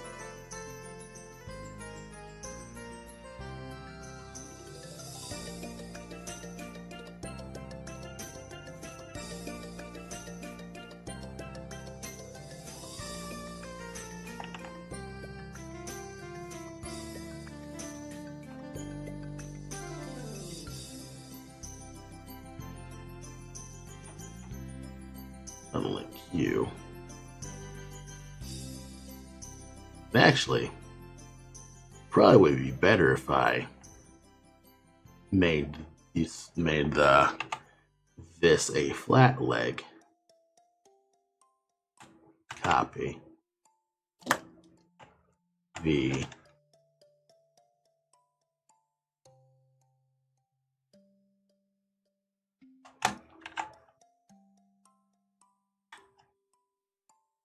Nudge you forward. Indicate that your leg went down.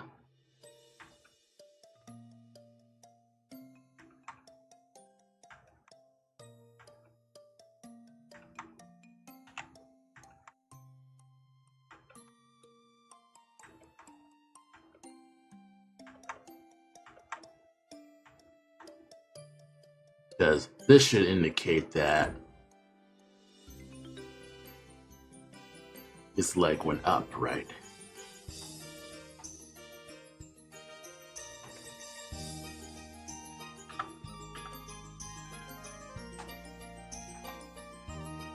May kind of, and then just cloth down.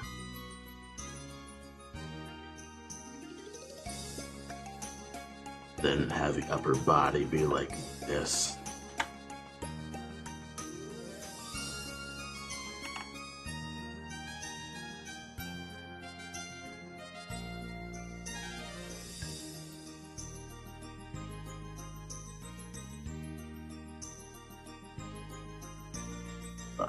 This really good.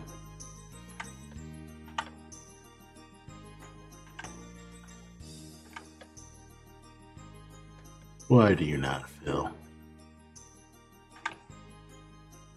Oh, that's why.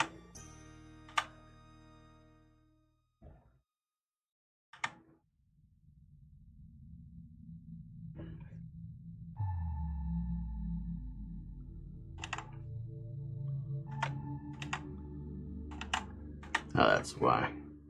I think I have an idea of how I'm gonna tackle you.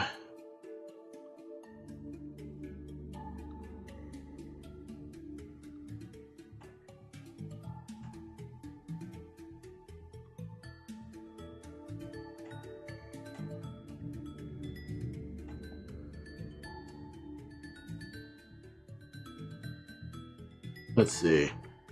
Have I reused anything? think I could reuse this link.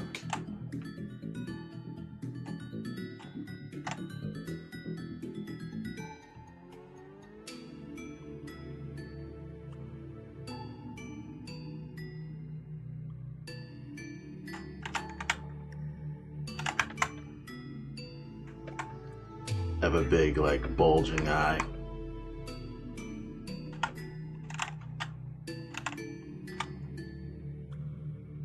Come on.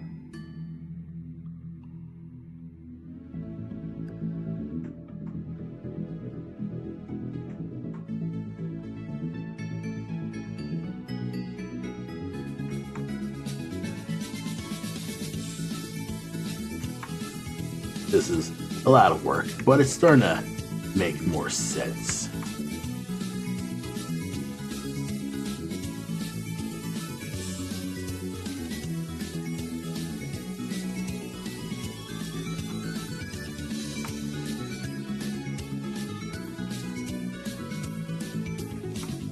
Working much better.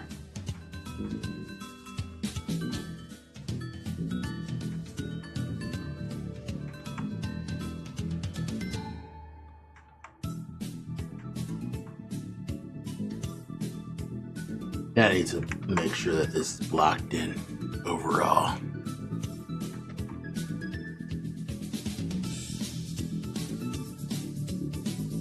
Let's see.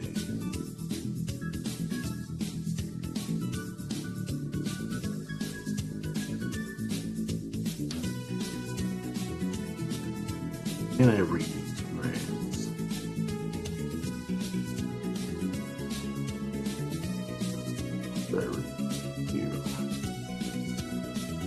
Maybe.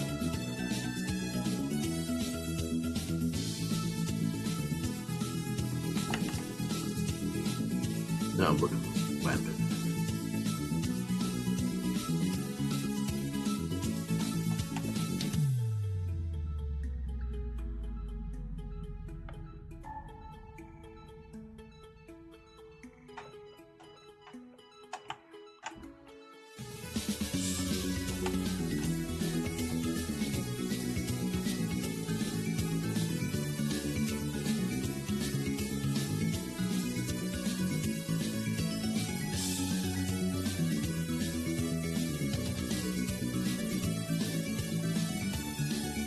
It's a little too much.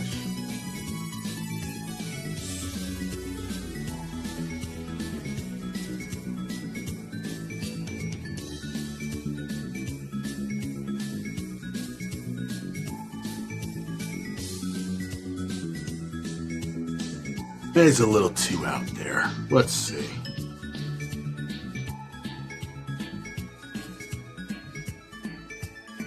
No. Let's start again.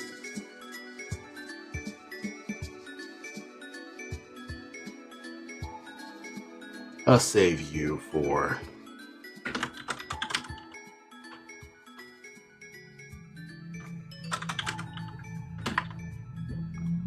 That's not really conveying the energy.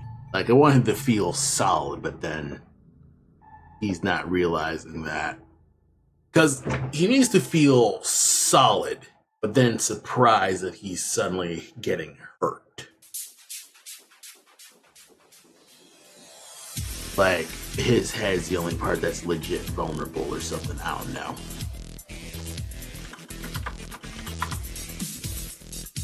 Let's see. Yeah, let's reuse idle frames. Thought it.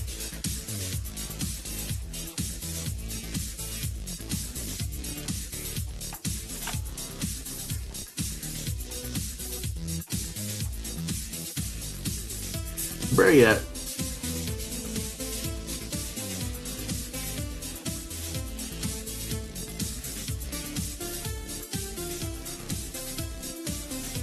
think I could probably...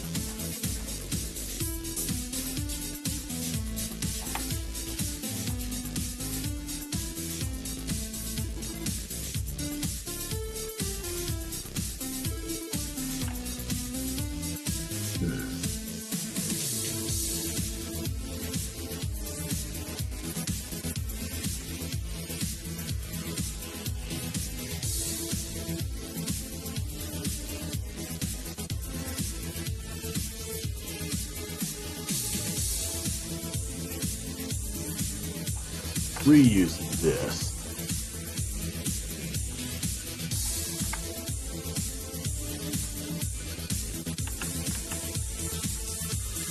Maybe flip horizontal.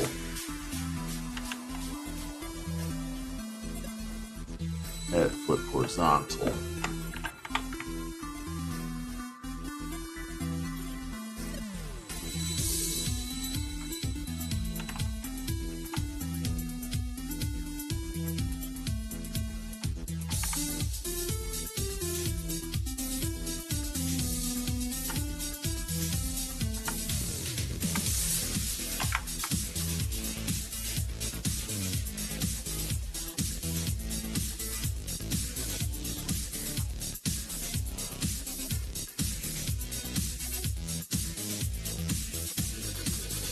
Like a smaller eye,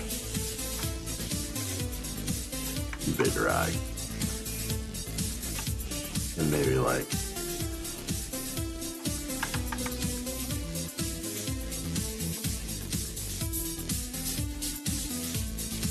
it may rotate you sideways. It may have it flip vertical.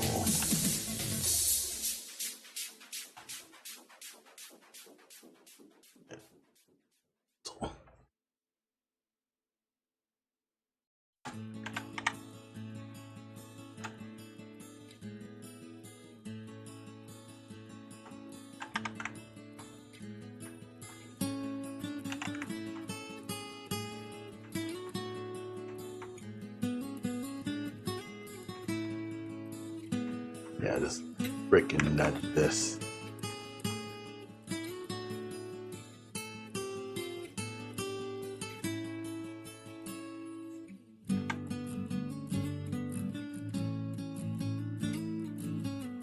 Okay, keep the legs still. And then the body kind of just is eating damage.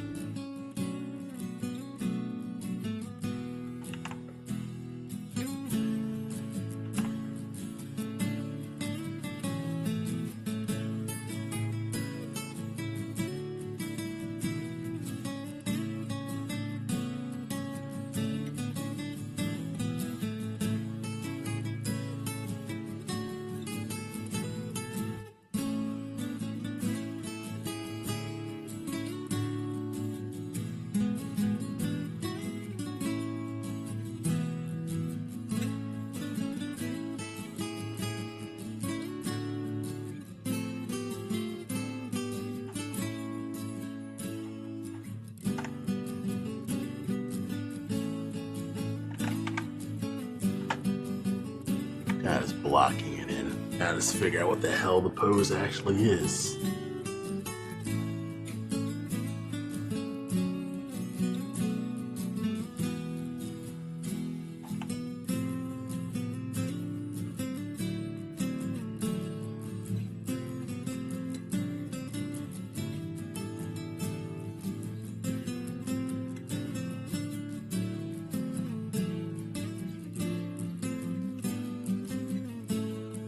All right.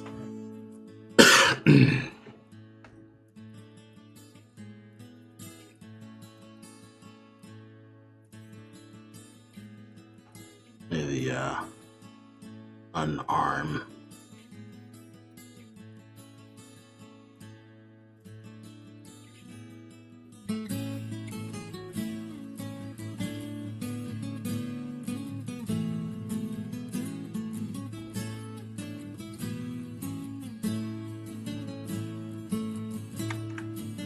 Like do something like do this.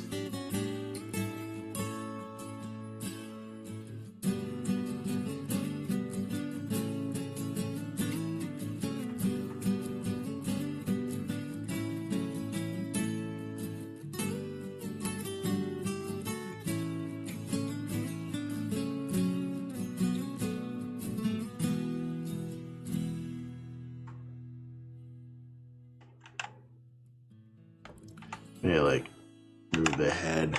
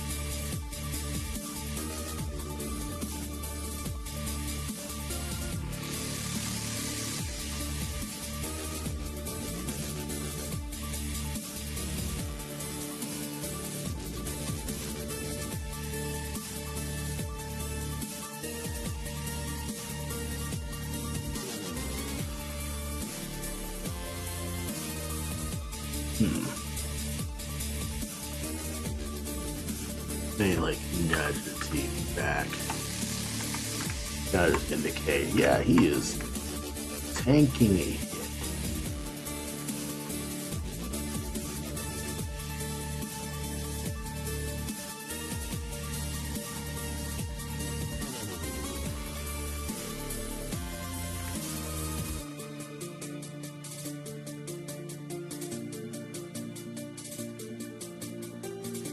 I just like this face overall. Yeah, just seeing him like eat shit. Like, I like this face. This indicates, okay, he's actually taking damage because you're actually high enough to hit him in the face.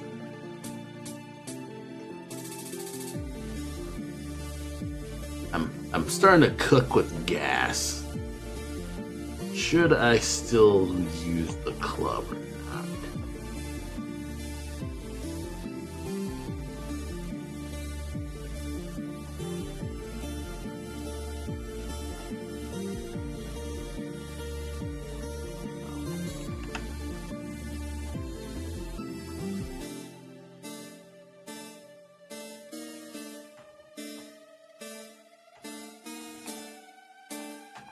Nope.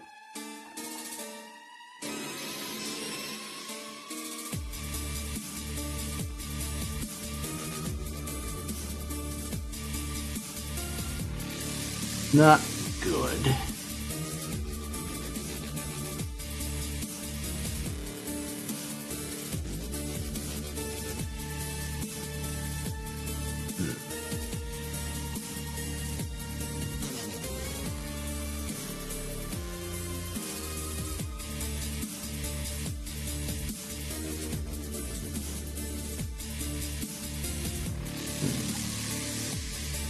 Maybe it should just be up.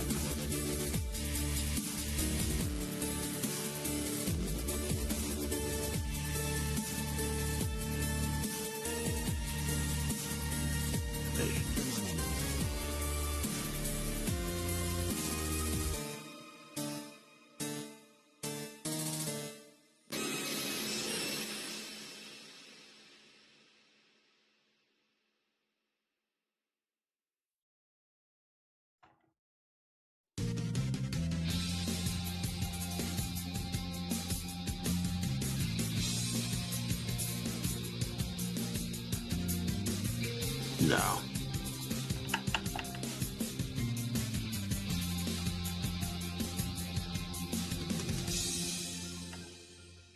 Then I need to draw a whole new thing.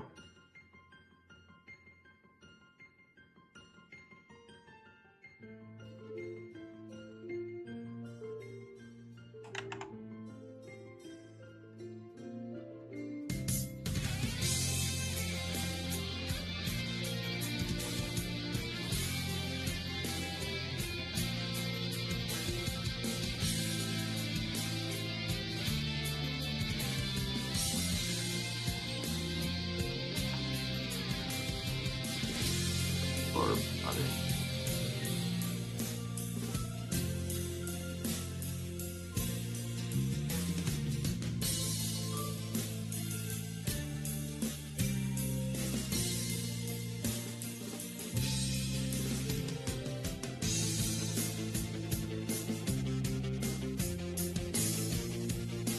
Like have a body be like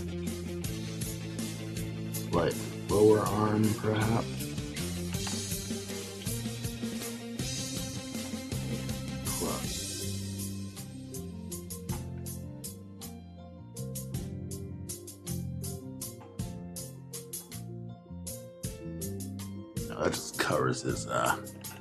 That just covers his face.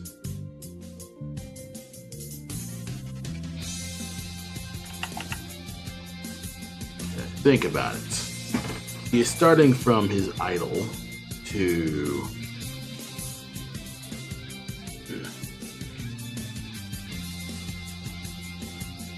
start from his idol to starting from something like this. He's taking damage.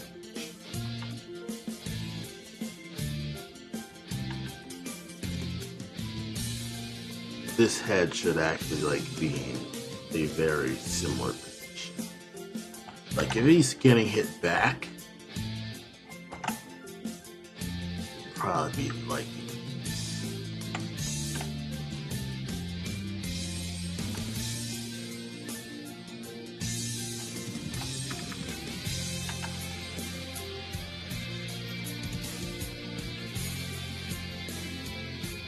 maybe like make this slightly skinnier.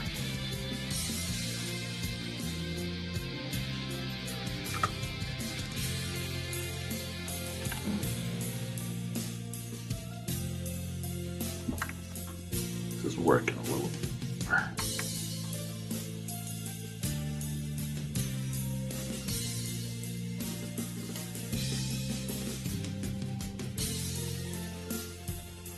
Taking damage.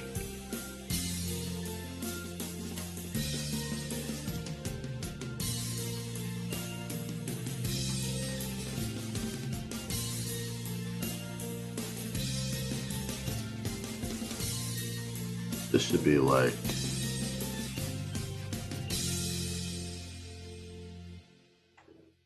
him realizing, oh fuck, man. Hey, game session fell through, my friend, so I'm here now. Hey, how's it going, Chocobo? Just working on some personal stuff where I'm polishing some sprites for Black Mask.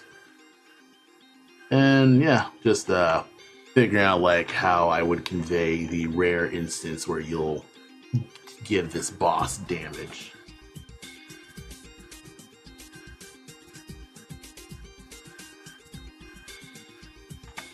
The only thing I can really say that could have it so he's smacked back. So, right, make a duplicate club, unlink.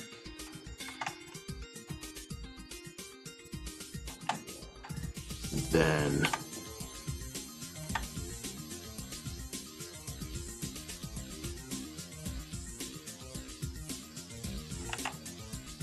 have him like just eat a hit.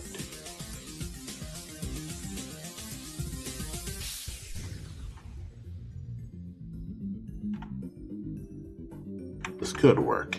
Oh.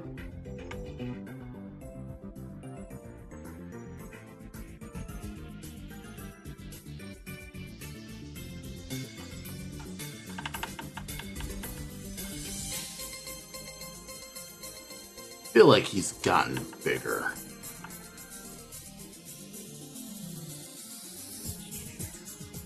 Maybe the club would be rotated down. Have the club rotate down to hey.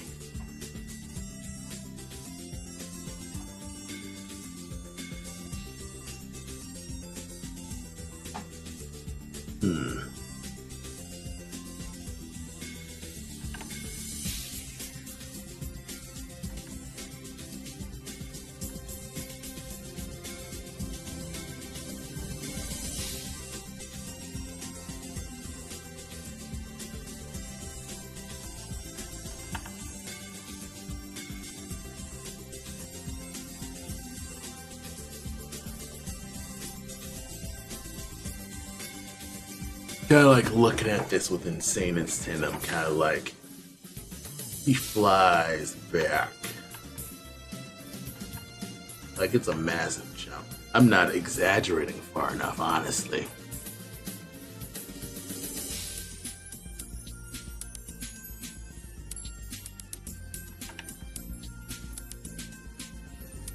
I think the body's the problem.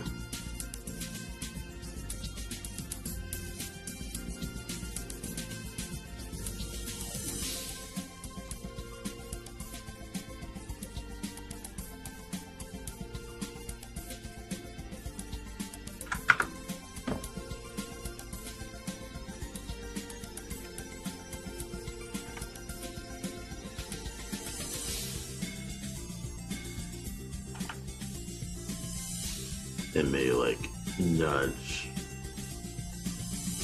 his hand further Yep. Why can't I select the weapon?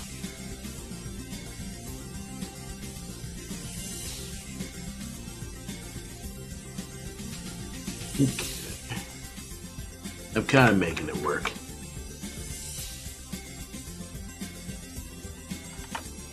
Oh.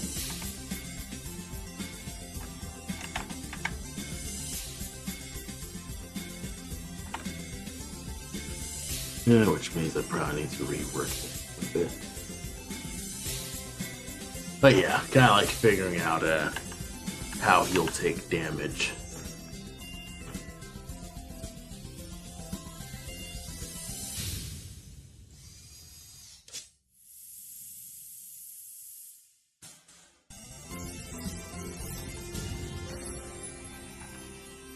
This'll work for now.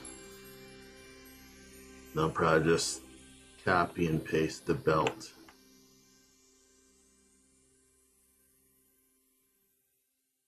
And maybe nudge the legs more.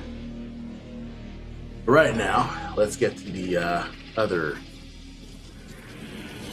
lower animation. So, new empty frame, right? Your tag below hit. I could probably just scrap these frames then.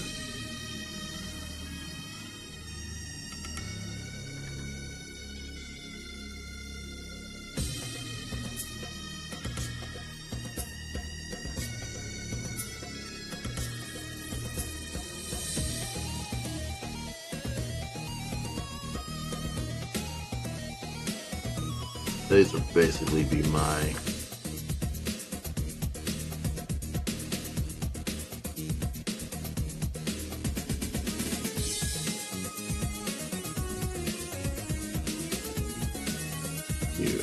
frame.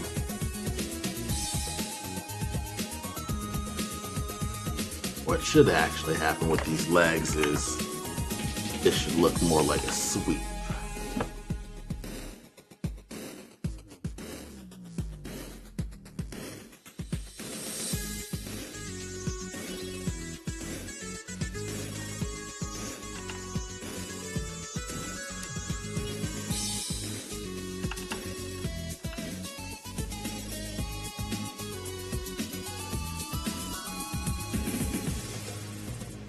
This would look more like a sweep.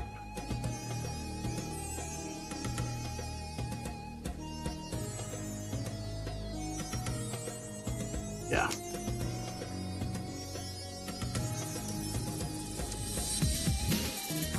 Okay. I think I know what I can do.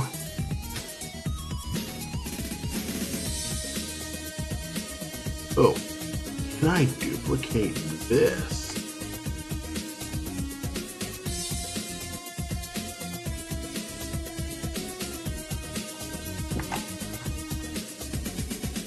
Yes, I can.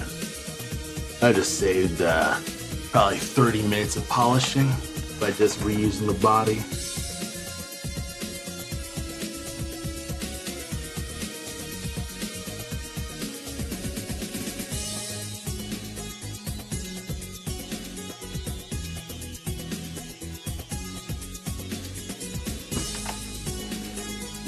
You know, like flip you.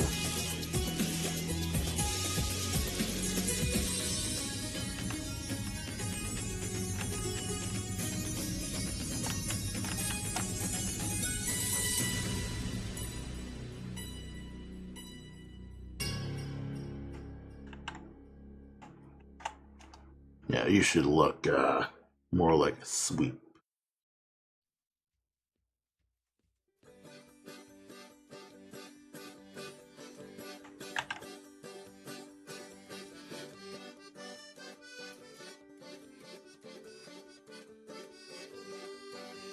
Let's see. How does Zane can deal with sweeps?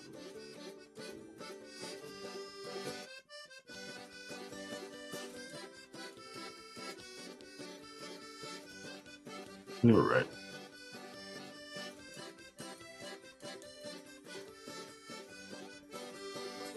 Back down. Okay.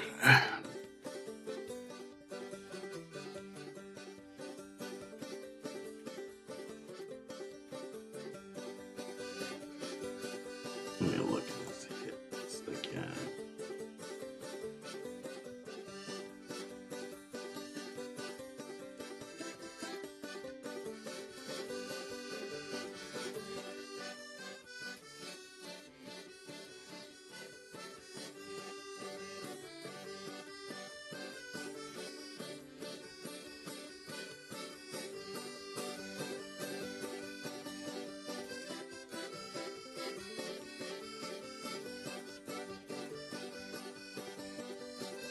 All right.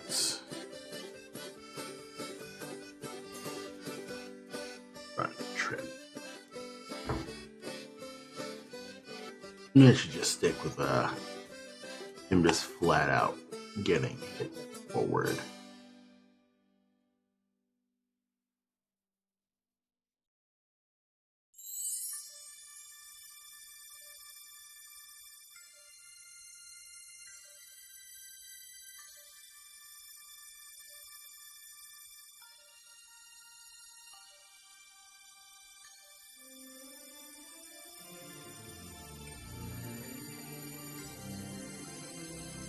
I like that so sideways.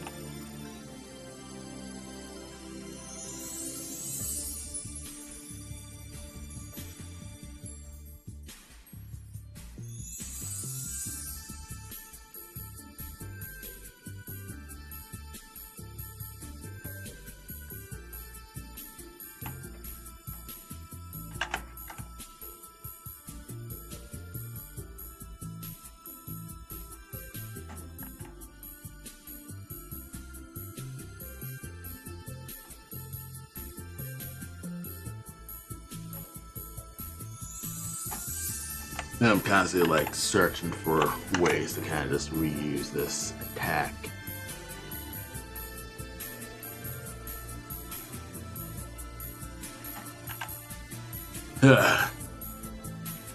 Maybe I just need to just flat out sketch it. So scrap the body. This is what the legs are.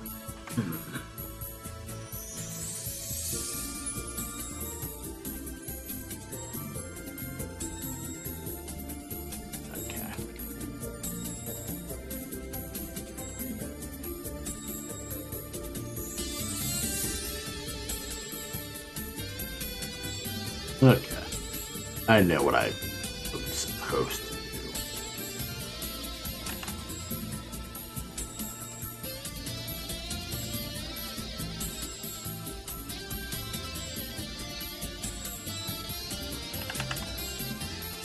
So this is what the pose is supposed to look like.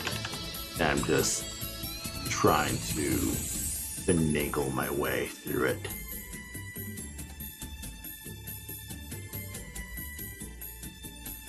He needs to look like he's tumbling over. Like he tripped on something. Or maybe it should be more of a,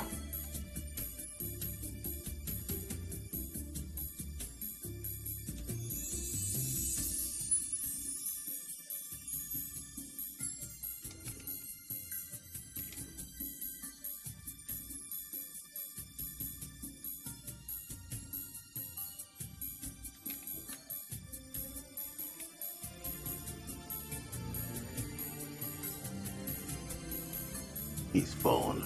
That's how he falls. Okay. Like falling on the air.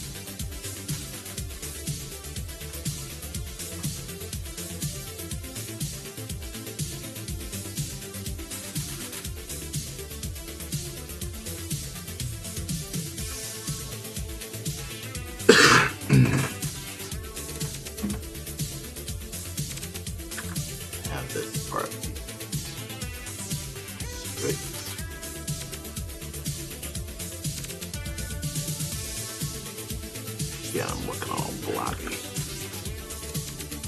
think I know what I need to do here.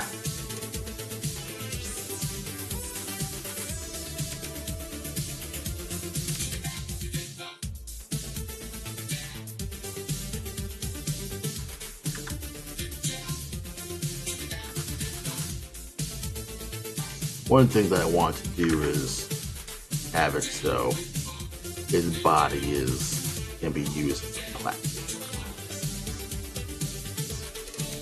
Like you KO'd him at the right spot, so now you can use it as a platform.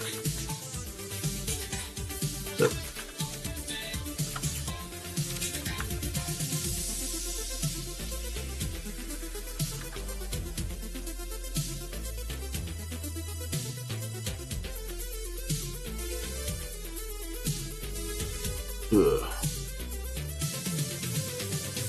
and we just have the bear just fall on the flat of his face.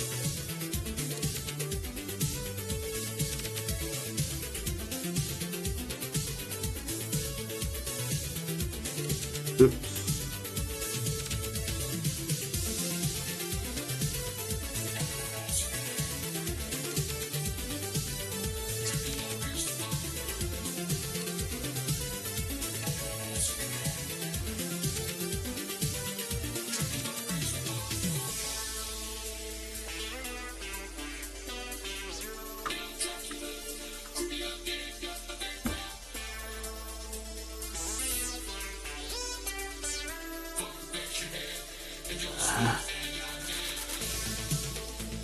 Alright, which one is where he's cool?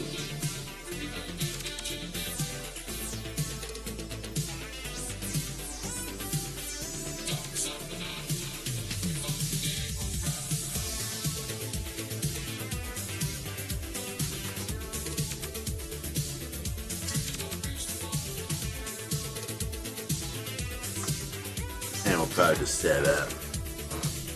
Hey there. And just messing about with just seeing his down animation.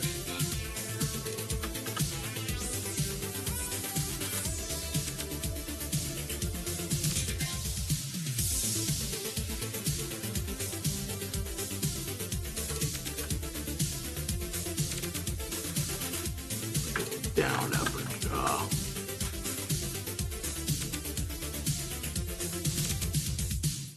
This is really sloppy blocking, but I'm making it work.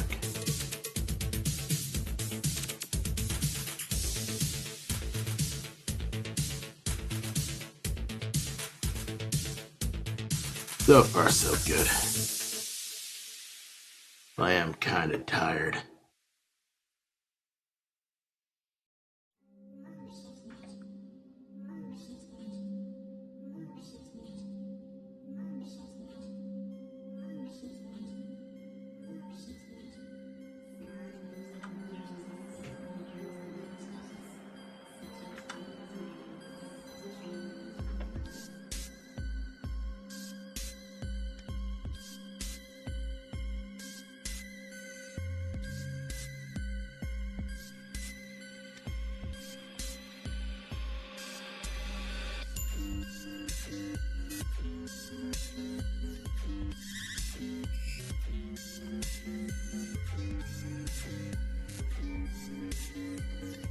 Yep, so far so good.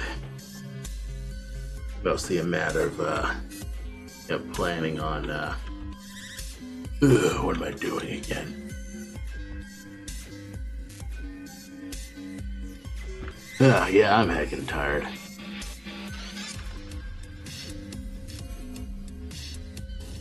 Bro, like do this and then have his legs be like that.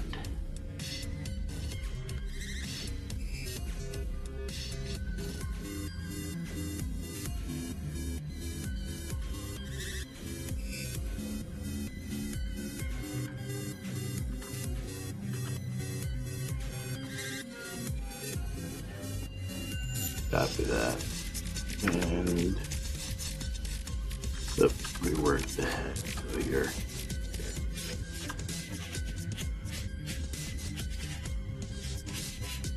this roughly here.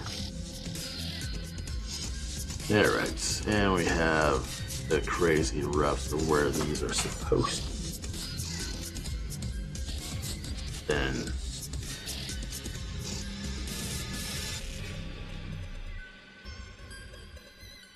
weapon army is just KO'd.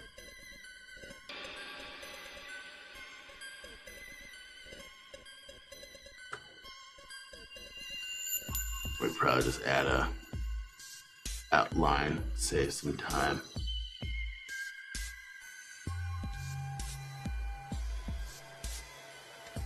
Okay. Probably just add some more stuff here.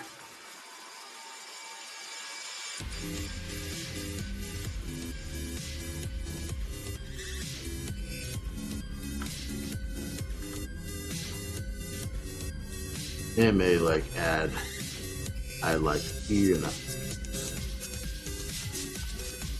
So we have a basic blocking of his down animation. And then I could probably like make another thing where he's actually falling over. I could probably do something where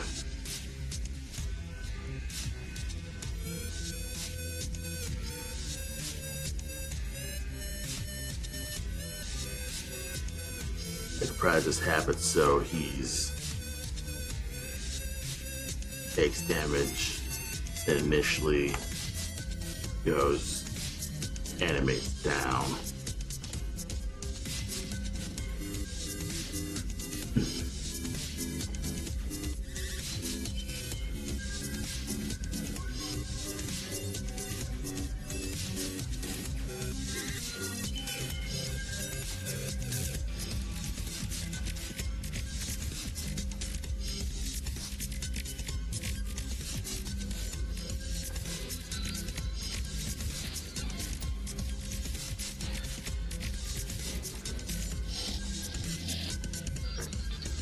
Okay.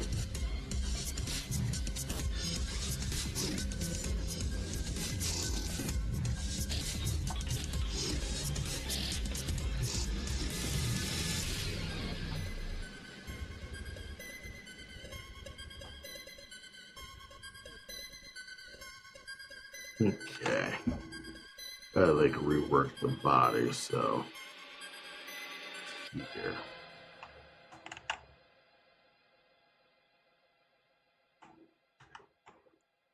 Or just put the head here with the body.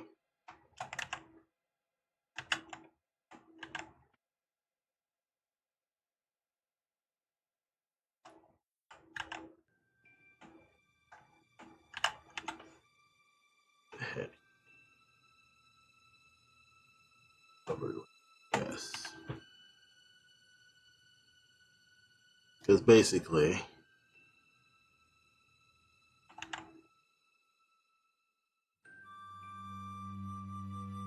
this is supposed to be him like just falling over.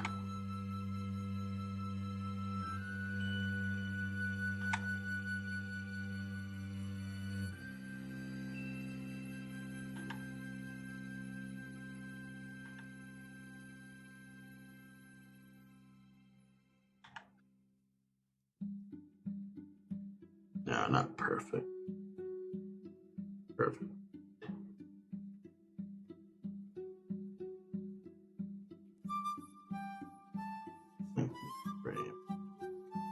Kind of just winging it super hard.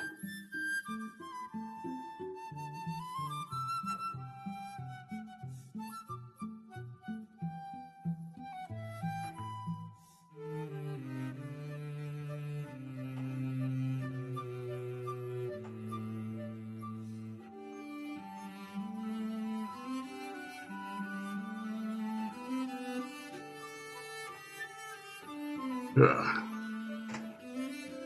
That's not where the club's supposed to go.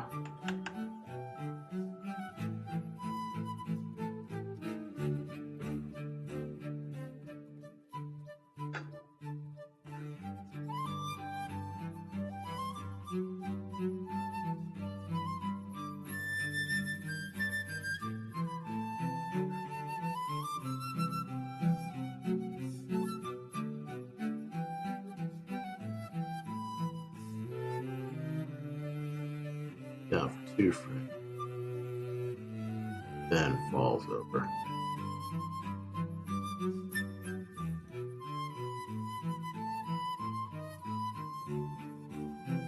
Probably would have the off leg be a duplicate of this. Would probably duplicate the crouched leg. Let's see. Post leg.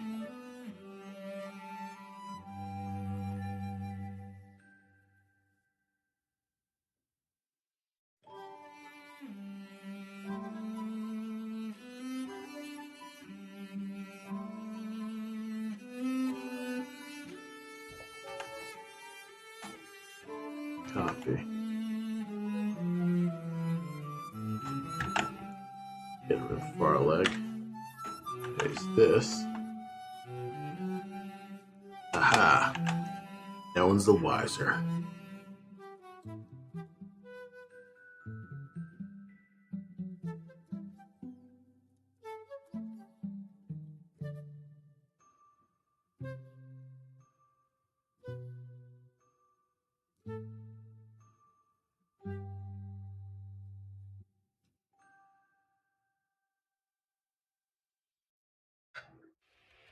Maybe I'll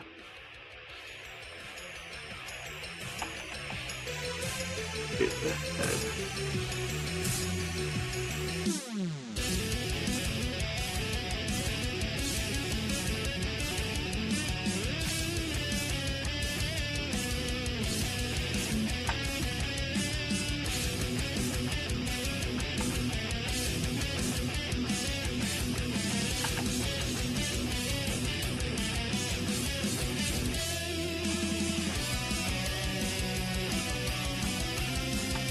I like to make them now.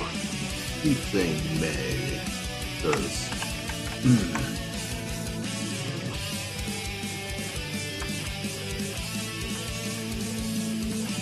I am doing it. Ugh. Yeah, I'm heckin' tired.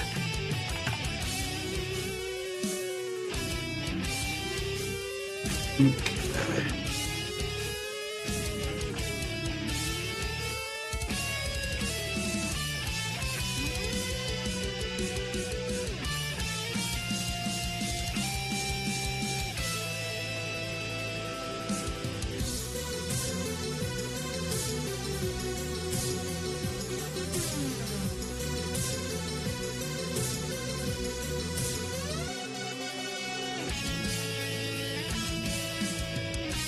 No, there was a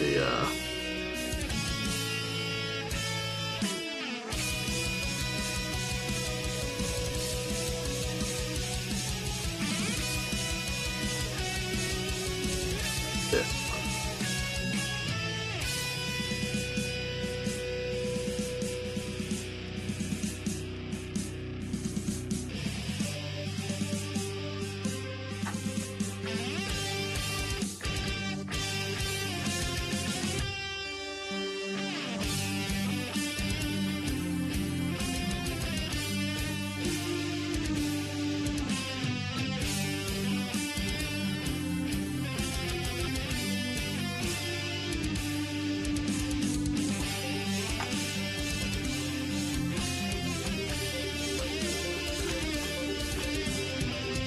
Got an idea of how this will work.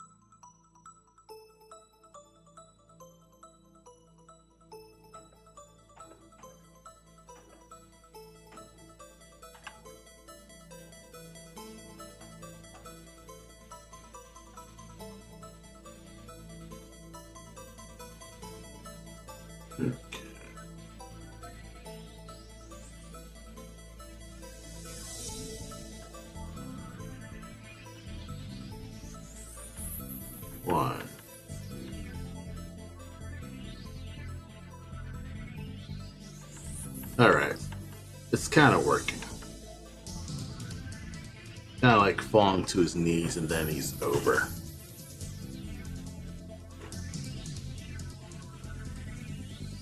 Kind of have a guess of how the movement's gonna go. Now all that's left is some polishing, which I am getting too tired to work on. Ugh. So I'd say I'll just wrap the stream for now. But thanks for stopping by, though. It's been a really nice stream, I'd say. I've gotten a decent amount of progress done, and another pile of work done. But I'm probably not going to work on this on stream. I'm probably just going to polish this in my own time. And I'll just tackle a different thing, probably an illustration. Anywho, next week I'll just decide on something. But yeah, I'll be streaming next Wednesday, and I hope to see you there Wednesday at 7 p.m. It's been real nice. And yeah, thanks everyone for stopping by the chat, and I'll see you next time. Have a good night.